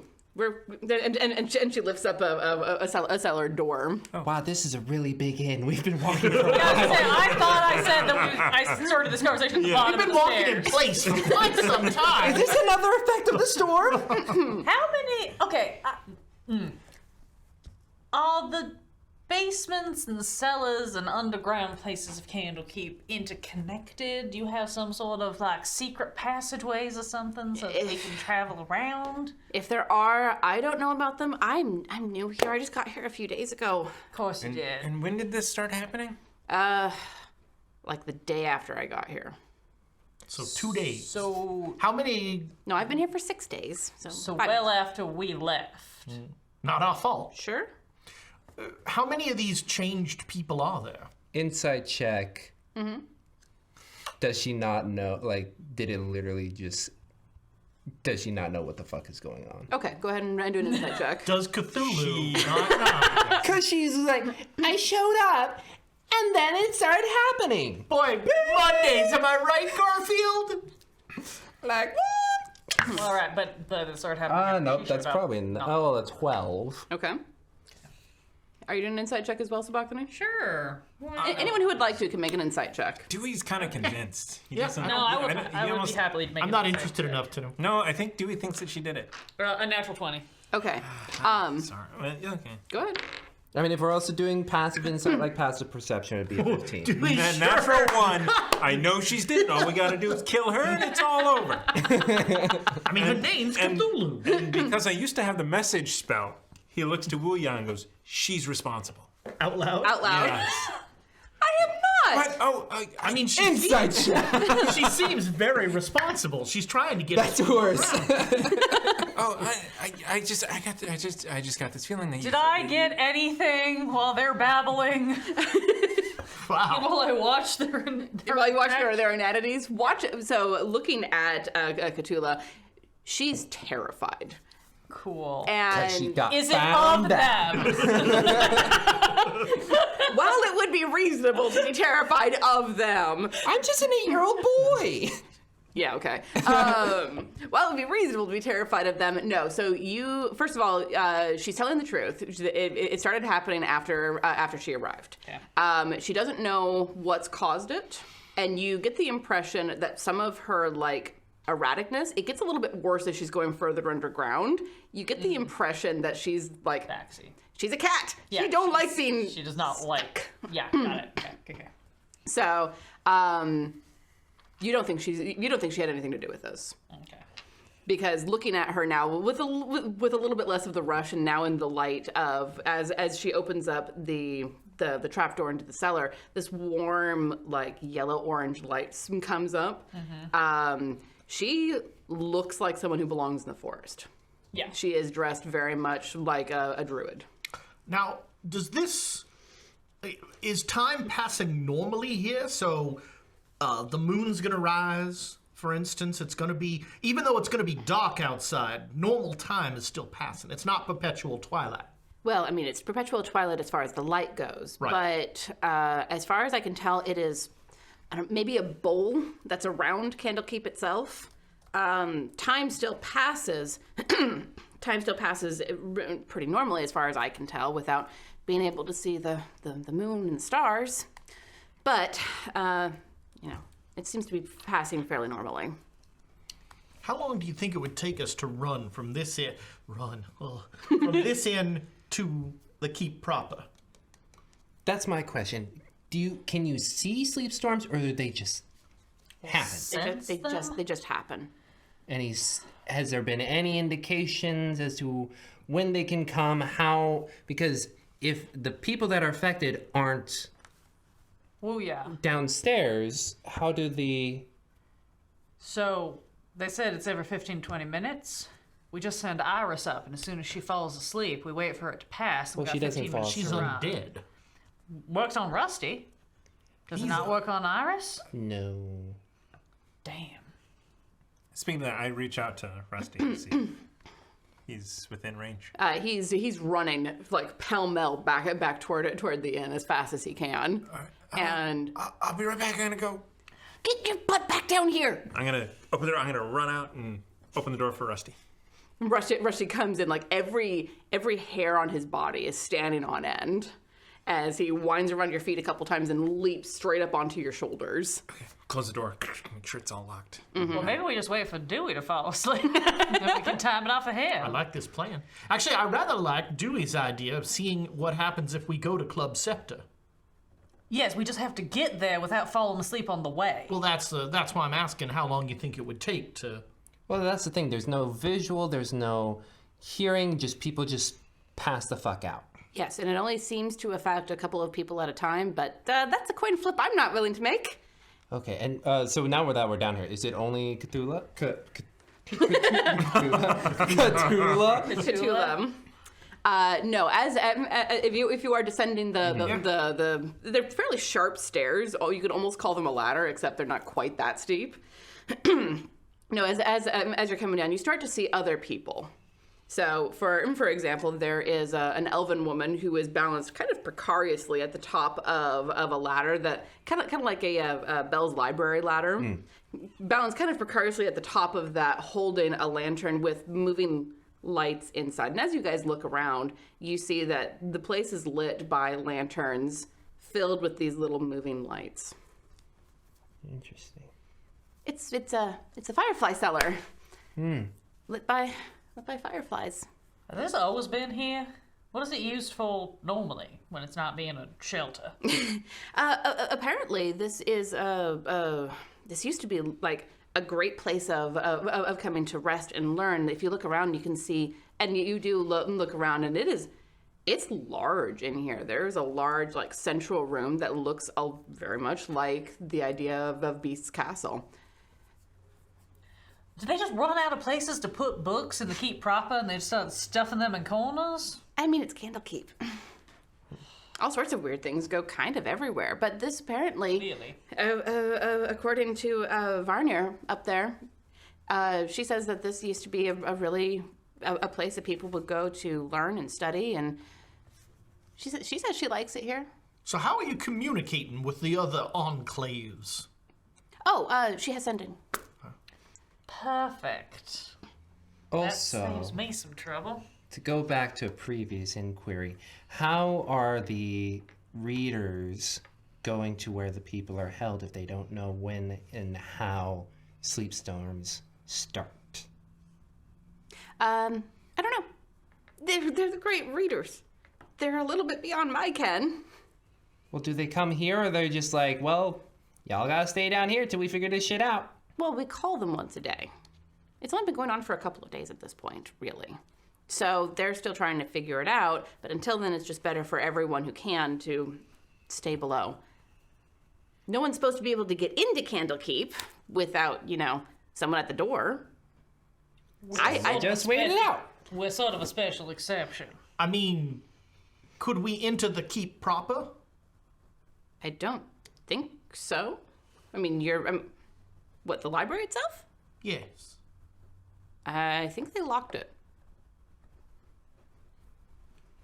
But there's reading rooms and towers we can probably have access to. Well, yeah, but the avowed people, they bring books to you there. There's not a lot stored there. I've been in a couple of those. They're I fine. mean,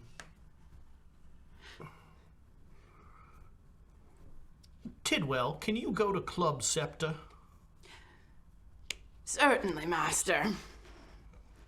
You make me do the voice, it comes out shitty. Deal with it. And he poofs away. All right.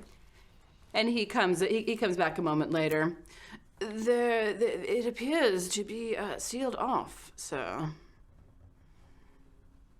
Well, so it's even planar access is sealed off. Oh, they locked everything down. They didn't want anyone going in or out just in case there was something that could be carried out with people.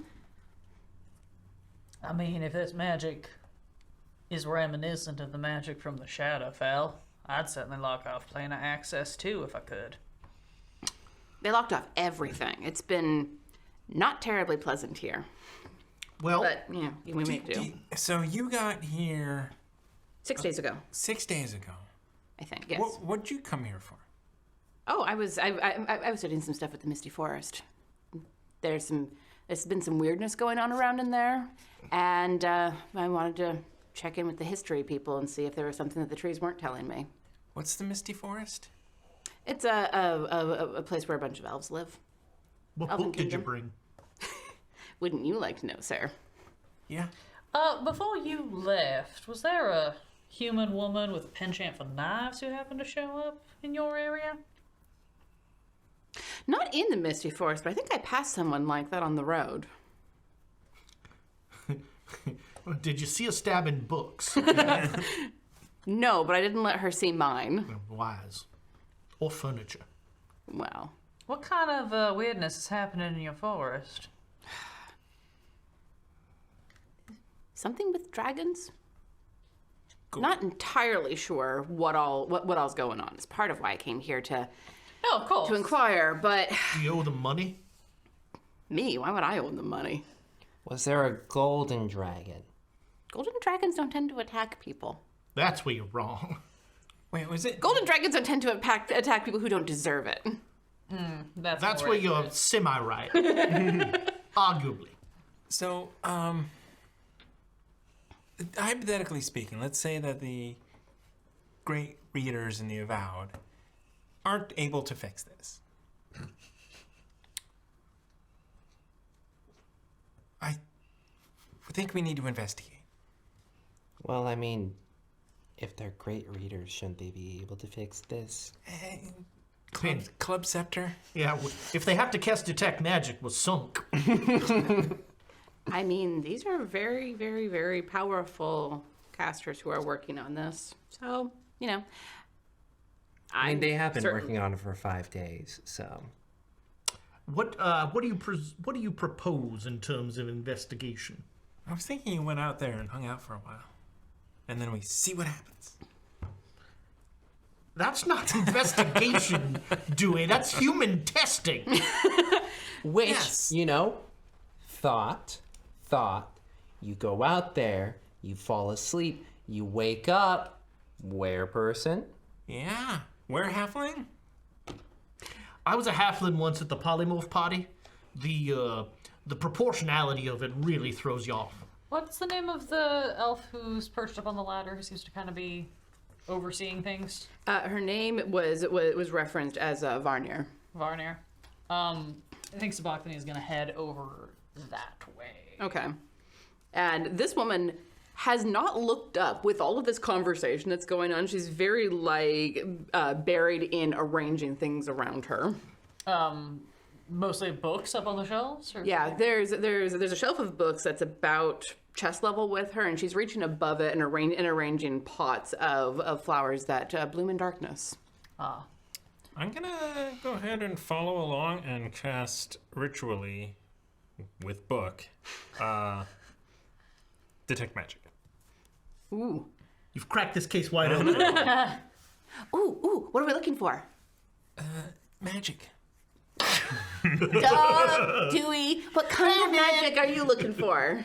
Well, there's a bunch of books here, so there might be arcane books or something like that, or maybe there's I don't know. All right, well, trying to go blind, because I can feel a lot of magic in here already. So, go. And, I'm trying, yeah.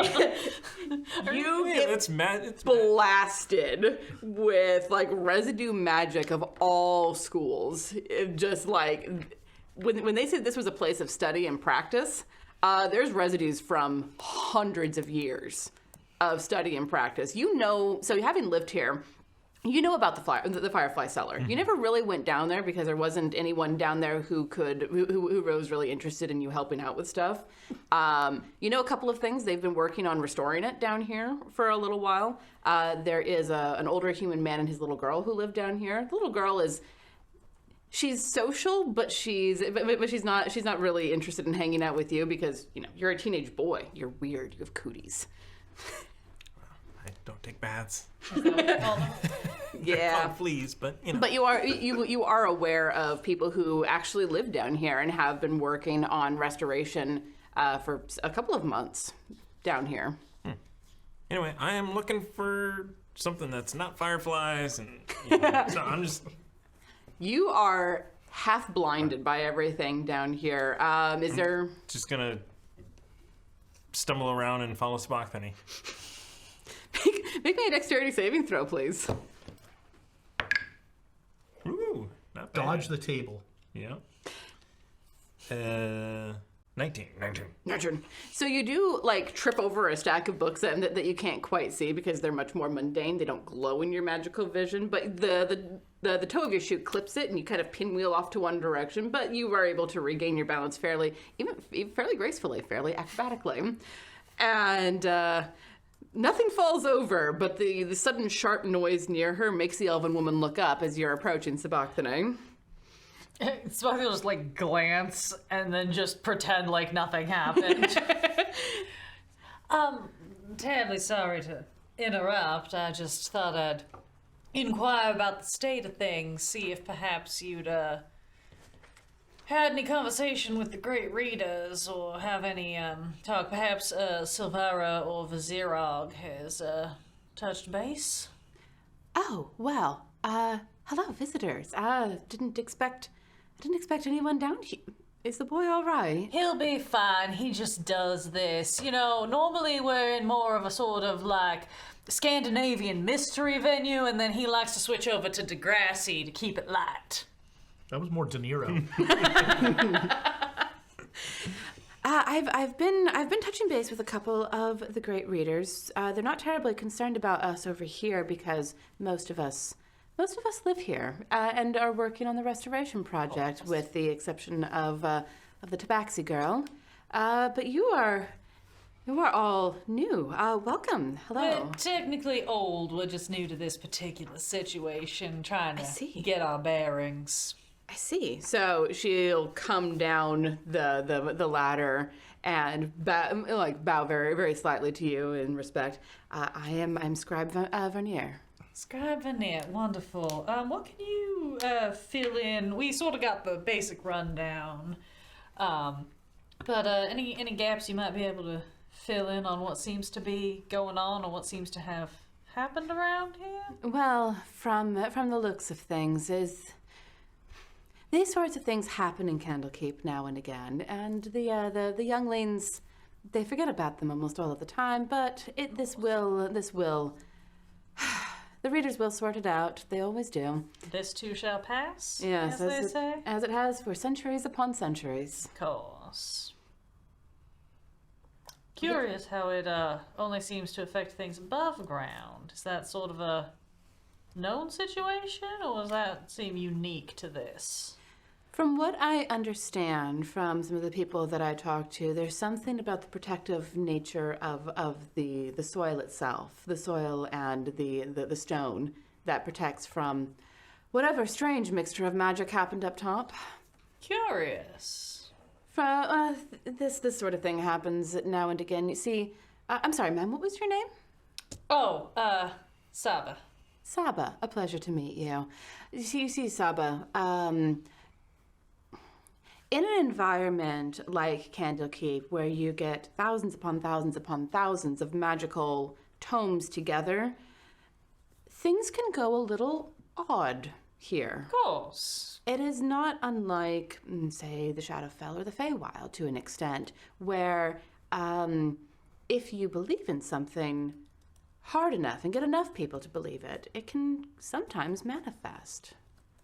And, if you get enough people believing in something hard enough, does that just make it permanently real, or can you get them to unbelieve to reset the world to rights? I disbelieve. I rolled a disbelieve. Once belief is out in the world, it's very hard to kill. How do you kill an idea, really? Oh. Swiftly, brutally, and without mercy. But that's generally frowned upon and considered a war crime. Lobotomy's pretty okay. Softcore pornography? Lester, I don't think this is the time nor the place. I feel like that's more of a distraction. Well, no, if you make some softcore pornography or something, it pretty much kills the idea of it. What is it that you're working on those shelves up there? Is that related to the situation or just a pet project? Oh no, this is my work right now. I am the scribe who is in charge of restoring the cellar. Ah. So here I'm working on making it a little more homey, a little more. It was very broken down, and Ebder and his child, Ebder in particular, likes it like that, and Crinkle has been an issue, but we're getting along just fine. Were they a particular issue, say, about 6 days ago? Well, they weren't particularly happy about Cthulhu coming and staying down here because she got caught in the House of Rest, but otherwise. She got caught in the house arrest. She was one of the last people in before everything happened. Oh, of course, caught by the storms, yes. Mm-hmm. They don't particularly care for her because she's a tabaxi or because she's a druid? Neither. She's just a person in their space. Oh. They don't care for me either, but we're. Oh, they're those types. Yes. Understandable. Crinkle, I don't know where she is she's a Kenku, and she tends to prefer nesting and a little bit more of the of the broken down types of areas where she can hide her shiny things. Kenku. So she's a bit of a mime then, yes? Likes to repeat? Or maybe a mimic. I was trying not to use that word. It means something else, but it does. Not so much. She's been the custodian down here for 20 plus years, and in that time, I suppose people taught her how to talk properly. She does tend to repeat words a couple of times, but not in the sense that Kenku usually are. Of course. Well, we shall have to keep an eye out and make sure to give her space. That would probably be advisable. Are you all right, boy? Oh, I'm just putting pieces of the puzzle together, that's all. He's very good at puzzles. Don't worry about it. If you get the opportunity to speak or send to any of the great readers, and you happen to speak to Rita Silvira, if you could let her know that we've returned. Oh, well, Silvira. I don't usually reach out to her, but I suppose that I can. Only if it's convenient. She has worked with us before, so. Oh, I see. it makes more sense than alerting anybody else. Again, don't put yourself out. Who is it that you have been communicating with? Oh, Anyone in particular? Or? mostly just whoever is the most available at the moment. Of course. No, that makes perfect sense. I'm sure they're all very busy. Scrivenbark, he and I have been chatting most often. Excellent. And This- where are they all holed up? Do you know which enclave they've stashed all of the poor unfortunate souls in? I'm afraid not. I mostly have been taking the opportunity to work without interruption. This isn't, I mean, what happens out there with the sleep storms isn't really my concern. It's nothing that I can really help with. But this I can do. I can set this part of the world to rights. And how long have you been working on this? A couple of months. Young Dewey. Yeah. I didn't recognize you with the tears streaming down your face. Well, I mean, it was. I also got new clothes. Did you get a haircut? I did, yes. Oh, well. Well, welcome to my corner of Candlekeep. Well, Crinkle's corner of Candlekeep, but I'm working on that. Right. Okay. Yep. Okay. Yes, Okay. we've go. been working on this for a couple of months. Excellent. Was there anything in particular that prompted you to start working down here? Nothing actually in particular besides wanting to restore it to its old glory. Certainly. Well, this has been enlightening. Do you think anyone down here has the power to do this? Oh goodness, no. No. It's I think that I might be the most powerful person down here. I mean, in my own little ways. No, Dewey, child, you must understand. I have been here for centuries, and here in Candlekeep, and these things happen. Magical accidents and mistakes. They happen fairly frequently when people are messing with the weave or tell a story that gets to be too big. Yeah, I heard Gordo's having a rough go of it. Oh, that boy. Patient zero.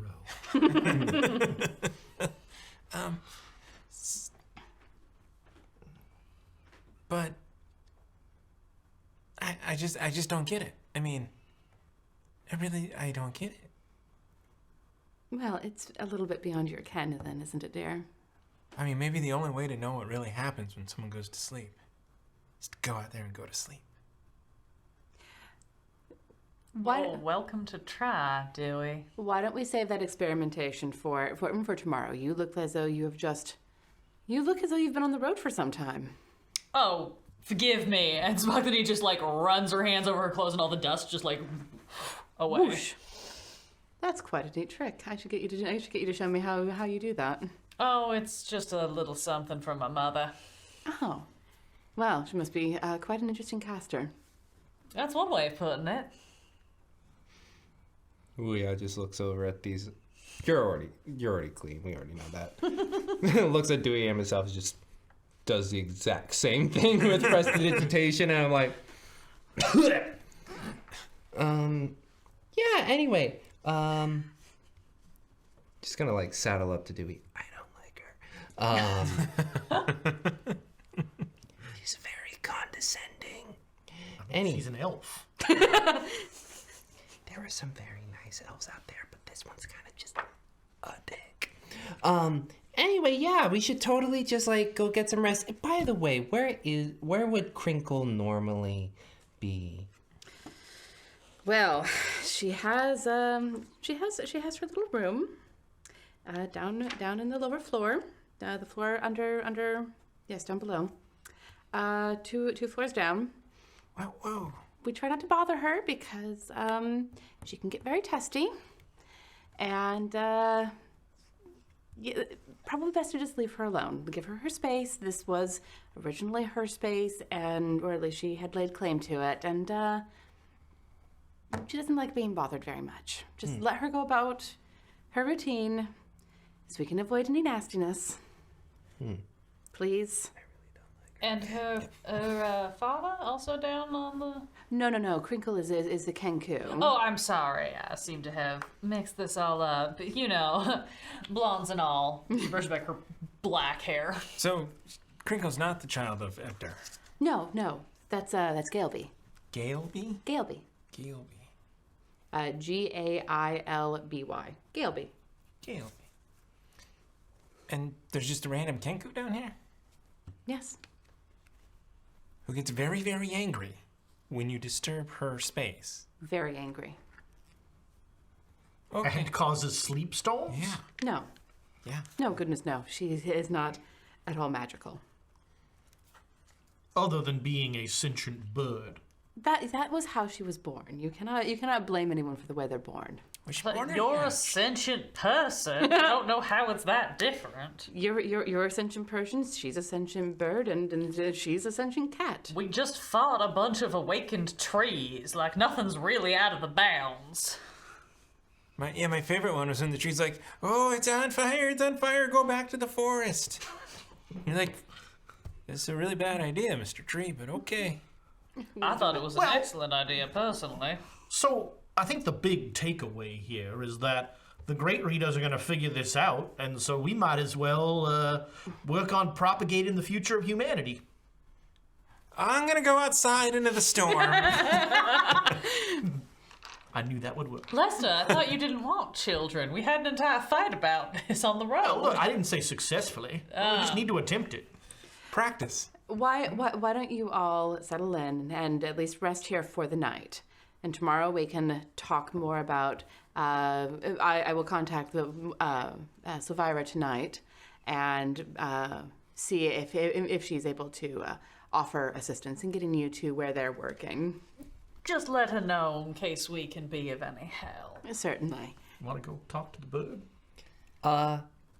Yes, but also goes over to Iris, talking to my other bird.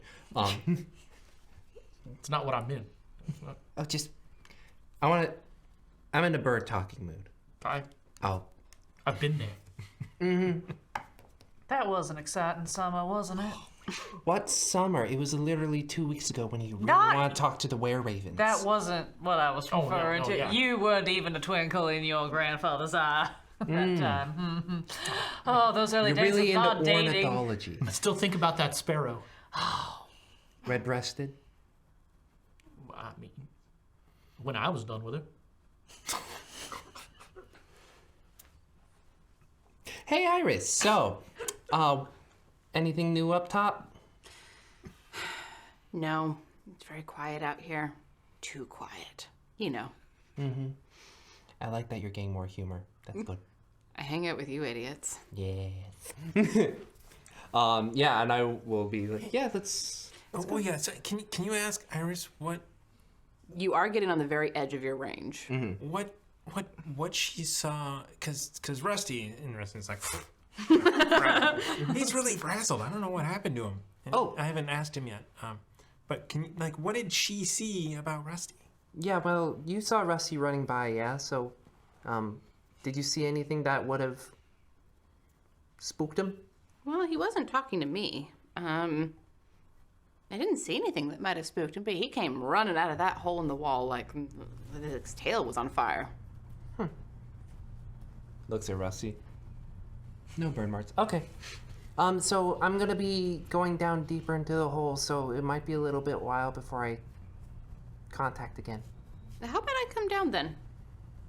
I don't know, I kind of want you to be up there just to see if you can see if anything happens. Sure. I don't know, I mean... I won't be able to tell you. You're gonna be out of my range. Yes, but like you hold on to that knowledge and then we chat about it, because... Luckily, birds are not known for their memories. Because if they were, there would be a sparrow pooping on me just about every day. I'm not allowed to have a pet. So this is what we're stuck with. Yeah, just... Since you can taste that it tastes like me and Dewey, You almost got a spit take from her. Well done. just let me know if you see or hear or taste anything. If like Lester starts... yeah.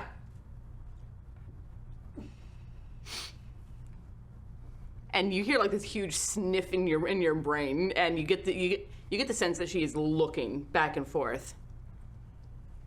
Oh, I think one's coming. Go on a rise. And like, like you see like just like gentle green flames in his pupils. Just hand on the shoulder, like to make sure that he doesn't like fall over or something. Sure. Something happens. So, looking through Iris's eyes, who has the magical raven kind of way of looking at things, everything is in a weird like gradient color, and in that you can see a ripple in the twilight. It reminds you more than anything else of someone on like one side of a sheet doing that flap thing, and it's just like rolling through the court of air. And as you're watching, it like rolls through the front door of the House of Rest, which is closed and locked, as Dewey himself made sure. Interesting.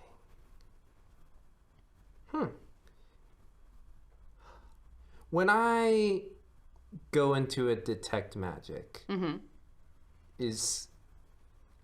I guess this would be more of a world building question. How much of the weave do I see?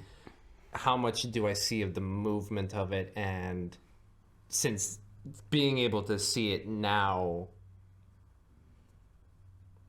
is it similar? So usually when you are detecting magic, you are seeing something that was placed onto an object or a place or a person. It's not that you can see the weave itself, but you can see the weave's effects with different like colors indicating the school of magic that was used in that particular instance. So it's not that you can see the way that the weave itself is moving at that moment. So this is weird. Like when you do like bigger castings, and you would remember this from when you did really big castings, you could feel the weave flex and move, but you never saw it.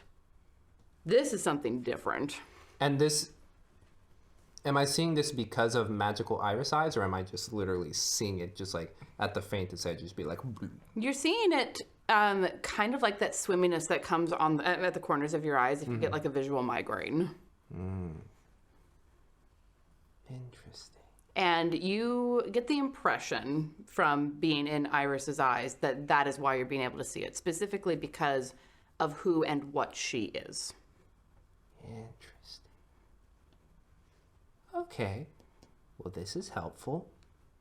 Come back in and have her come back on my shoulder. Oh, thank goodness. Huh. You kids all right? Okay. So, I likely can't see it, but... Have you ever been on the ocean? Yes. Like, it's kind of like warbling a little bit, and then you look at a plane or like a wall, and it kind of still warbles a bit. Like a mirage? Yeah, that's the feeling I'm having right now. Right now, your face is kind of going, ooh. But basically, that's what I saw when I was looking through Iris's eyes. There was just like a wave of... Like and a it- wave of magic? Well, that's not great. Yeah. No. But it can't get down here. Yes. But it was also just... It's really cool to see the weave. It was literally like... As they describe, a weave. It is like a fabric. So it was just like... bloom. Did you see where it came from? Like, was there an originating point, or was it just a ripple? Because, you know, if you're talking about comparing it to the ocean, if I flick a stone into the water and it creates a ripple, that ripple starts from where the stone dropped in. So when you're doing magic, I know when I used to do magic for my mother, I could feel it start from wherever my casting and spread out. Sorry, your face right now is just going like this in my eyes, and it's kind of hard to... No, I didn't see any... Did I see a starting point? No, your analogy of the ocean is actually really good, because it was just like once you saw the first one, it was almost constant. And so, unlike what they was saying, it's not 15 or 20 minutes. It seems like this is fairly constant, and something accelerates it every once in a while.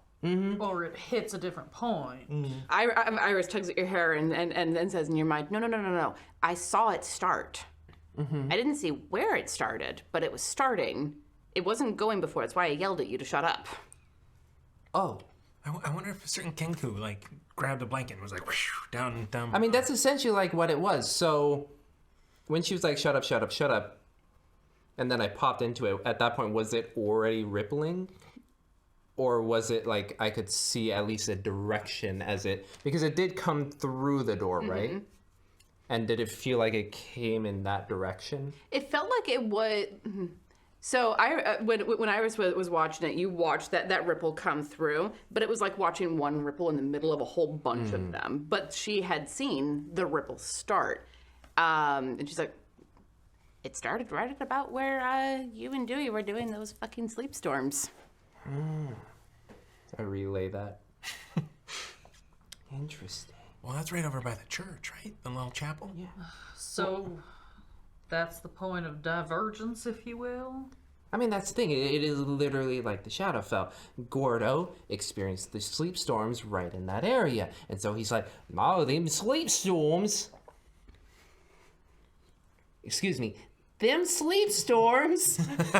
We can't afford that accent yet. Booyah.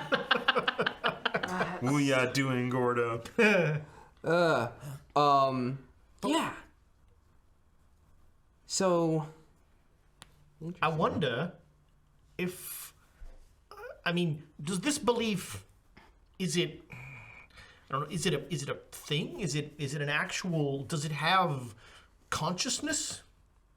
well, I mean, like in the Shadowfell, I imagined a giant ghost ship, and in the sky there was a giant ghost ship, but then it dissipated. So, like you were saying, how do we kill an idea? That's harder because it's now implanted in everybody's mind, and everybody's mind who has been in this area. So now everyone believes in it. Now, if I was who I was, I could go to each and every single person and be like, you forget. But we don't have that. I mean,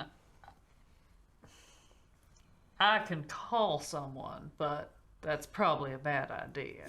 Yeah. I think there's something to discover here. I think let's keep the you know. The devil contracts to a minimum. So, but just let me, if you'll indulge me for a second here.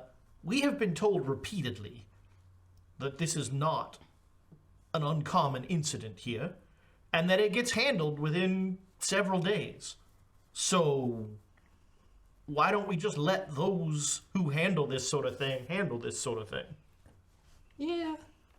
But there's also a little bit of curiosity. Part of me wants to go to sleep, part of me doesn't. Because I feel like something might happen. Well, something's certainly going to happen. It's just a matter of what's going to happen, especially if the effect that seems to be occurring to everyone who gets caught in these sleep storms is some sort of change or transformation. That is not something we experienced when we were in the Shadowfell. Has the Kenku been out at all? Could the Kenku have been impacted by this? It sounds like the Kenku just wants all of us to fuck right out of this cellar and leave her alone.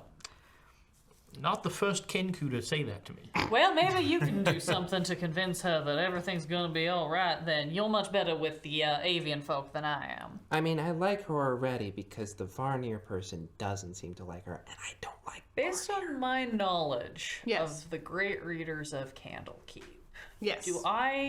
can I think of anyone who might have the ability to see the weave the way that Iris can? Interesting. Like, do I know of anyone in the Great Raiders who They're an undead. has great- who has connections to the Shadowfell, who has that kind of planar experience? Like like if I was just going to go talk to someone right now, I would go ask Vizirog if he knows. But I'm not even going to make you roll for that because, frankly, the two people that you have spent the most time talking to are people who have the most experience with the planes and with aberrations, undead, and so on and so forth. Okay.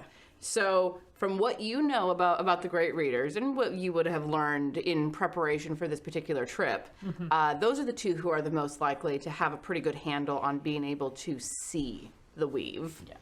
Or have access to some sort of magic that would allow them to do what I Sure. Okay, great. That was my question. Yeah, not going to make you roll for that one. That's pretty easy surface knowledge. Great. I was gonna say, I was like, I'll roll for if this is something where I would have had to research it before I got here, but But you did do research before you got here, and then have spent time around those two people specifically. Okay. Cool. Shall we go talk to the angry bird? I mean, honestly, I just want to be her friend because, again, I don't like this Farnier person. I don't think she's evil. I just think she's condescending and kind of a biznitch. I find that very attractive. Condescending women are very attractive. So, good cop, bad cop then? No, Good just cop, bad cop, horny cop? We usually do stupid cop. no cops. Just saying, hey, what's up? How's it doing? How you do? No, I'm not interested in that way. I am 8 years old. You gotta start somewhere. She Hollow is a bones. Kenku. Is Yeah. it? Actually, I don't know. Do we... Crinkle? Crinkle. Adorable Actually, I don't want to judge.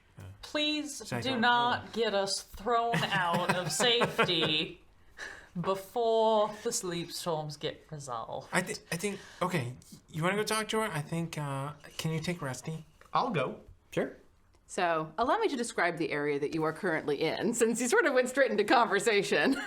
And this, I will say that this module is arranged in kind of a weird order, so I had to look for things. That's fair. You are currently up in a balcony area. Standing where you are, you can actually look down into a lower floor. This circular room contains curved, dark wooden bookcases packed with books of assorted shapes, sizes, and ages. There are flowers in ceramic pots on the top of the shelves, which was what Varnier was working on when you came in, giving the area a sweet fragrance. Alcoves are spaced at regular intervals around the perimeter of the room. 4 of them contain polished bronze statues of bespectacled scholars, and 3 hold overstuffed chairs. In the center of the room, a brass railing surrounds an overlook that gives a view of the lower level of the stacks. Hanging from the ceiling, above the opening in the floor, is an enormous sculpture of an open book that looks as though the cover is flapping to keep it aloft. There is a spiral staircase in the east that leads down, as well as up to the trapdoor exit set in the ceiling. The occasional errant firefly flits about. Well, down we go. Do you still have Featherfall? Maybe? I don't know. I'm just tempted to jump off of this railing. Well, I will bet you 5 gold pieces right now that sculpture's fallen at some point. Probably gonna get stabbed, too. Well, Do you all have some particular feat that I've never heard of that like allows you to enhance your skills with an adrenaline rush from doing these insane stunts? No, I just feel like it'd be kind of cool to do that. Sometimes the most badass thing you can do is safe and efficient investigation. I mean, less the efficient part, but walking can be very slow motion. Efficiently, if I just go over this railing, if you cast Featherfall, I will get there faster than going down the stairs. Is that really an efficient use of doing spell slots, though? He doesn't have cool. offensive spells to burn. That's fair. He Pretty is cool. I've actually never seen it in action. Yeah, you Because kind of when I fall. when I thought about using it, I forgot that I had not. This takes prepared 11 it. minutes! Do you want to try it? Yeah, that's right. Okay, I will get up on the railing. Shall we start taking the stairs, my love? Oh, you all can go talk to this bird person all on your lonesome. I have other things to do. All right. Gonna do watch the Aladdin boys. thing. Do you trust me? Yeah. I have a vial of your blood! Oh no! Featherfall. Dewey waits just that second. Yeah, just right to the last minute. You fall 600 feet in 6 seconds. You don't have to wait for terminal velocity before you cast it. And Cast Featherfall. the spell goes off without a hitch, and you go feather falling Mary Poppins. Yes, Mary Poppins. down to the lower. And I walk down the stairs. Rusty floats onto my shoulder. When you arrive down in the stacks, this is another like enormous circular room. The musty smell of old books hangs in the air here. Concentric rings of bookcases dominate the space, with a heavy granite table occupying the room's center. The table would be a circle, but for 6 semicircular gaps cut into it around its edge, creating spaces for 6 chairs. Small stacks of books rest on the table, along with a candle holder that contains firefly-filled jars. So they said 2 levels down was where the bird was. 2 levels down? 2 levels down. Oh. Gotta go find But what else is Find the here? stairway down. So down here at this table, there is someone who is hunched over a book, a human man. Ebderb. Ebder. Hey, I'm assuming you're Ebderb. Hi. Yes. How can I help you? Oh, we're just looking for Crinkle. Ooh, you should probably leave her alone. See, that's the thing, though. You all try and leave her alone, but also, you're not really trying to make friends with her. We've been trying to make friends with her. We've been trying for months to make friends with her. You only just arrived, child. I would ask that you not disturb her because she starts to shriek and might just put my daughter to bed. So She's a floor down, right? if you bother her and you wake up my child, I'm going to be very upset. Don't worry, I can just put her back to sleep. Yeah. What the mean is? No, I think I understand what the child means. Well, Stay away from my daughter. And that's how we all got burned at the stake as witches in a place where magic is totally normal. I mean, so what are you researching, sir? I'm working on helping out with the restoration. Varnier requested a little bit of extra help, and I'm helping out. Have there been any like books down here with arcane knowledge in them? Most of the stuff down here is they're stories with a little bit of magic to them to keep them from rotting, but. Yeah, I say I burned my retinas. Yeah. Are you at all concerned about the sleep storm situation outside? Very. I haven't been able to take Galby outside for days, and she's getting a little stir crazy. I'd love to see this resolved as soon as possible. But in your estimation, is this atypical? Well, I've never seen something like this before. Because we were led to believe from your companion upstairs that this sort of thing happens now and then, and the great readers. Oh, Varnier, she's hundreds of years old, and she's been here for hundreds of years. I'm sure the things like this have happened in her lifetime, but I'm a human. It hasn't happened in my lifetime while I've been here. I've also, been here a decade, so. Well, I assure you, our goal is not to disturb Ms. Crinkle. We just we're doing some investigation. What on earth are you investigating? The problem outside. The problem outside has nothing to do with us, our work in here. It's all idiots fucking around up top. If only we could find those idiots. That'd be real helpful. Punish them appropriately. Yeah.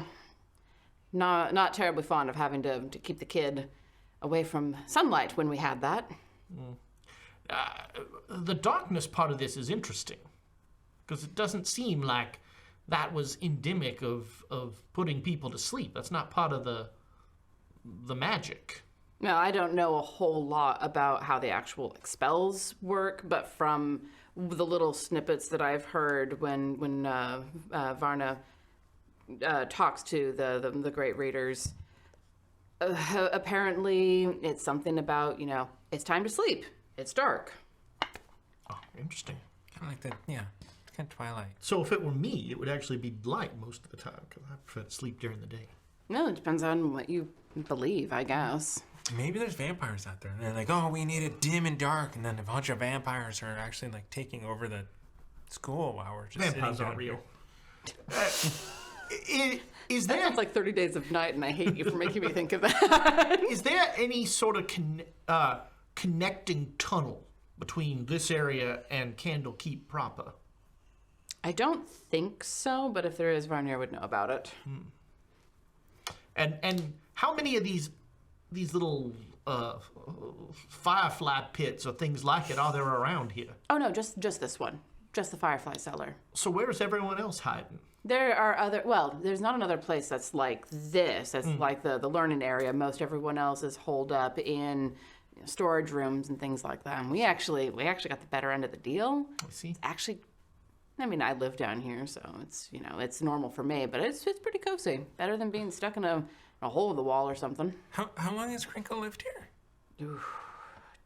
She was here before I came in. Oh, wow. 20... And does she say, get the fuck out of my cellar? See, me and Galeby, we don't bother her. Oh, okay. We work with her as much as we can. She puts up with us. It's Varna coming in and doing the renovations that has pissed her off.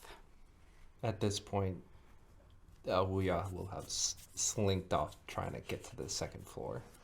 Third floor. Or third floor, yeah. Make me a stealth check. I didn't notice. Oh, that's cocked. Nope. 6. Yeah, against his nat 20. Yep. Yeah. Well, He's gonna reach out and be not even really looking, grab you by the collar and pull you back around. excuse me, sleep. Oh Bitch. my god. Oh, no. Go ahead. Oh no. No, sir. To him, you're an 8-year-old. Second level. Go ahead. 5. 14. 14. 23. And then I believe it's D7, right? Oh, no. There is no D7. One more. Did I say 23? 23. 31. All right, he does collapse, and from up above, you hear Cthulhu scream. Just start walking. It's down here too. He brought it down here with him. Get him out of here. And that's where we're going to end for the night. Keep walking. Yep. That's It was not my fault! Yes! And that's where we're going to end for tonight. Thank you all so much for joining us. Wow. We'll see how this turns out. Should be interesting. We all just arrived at the same time. I don't know any of them. Never seen them.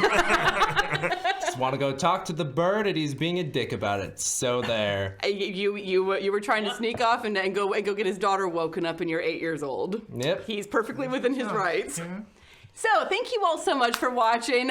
Give us a follow on Twitch, a subscription on YouTube, and a review on the podcast app of your choice. Stick around next week for episode 20, goodness gracious, to see what exactly happens to Wuya after he's pissed off a father. We survived the Shadowfell for this. This of a Angry father, dad, he's going to. Scariest thing we've encountered. So episode 20 of Swords and Sages on Monday. Episode 1 of Chaos Agents. Campaign 2, Murder in Porthoria. Tuesday, 7 p.m. Yes.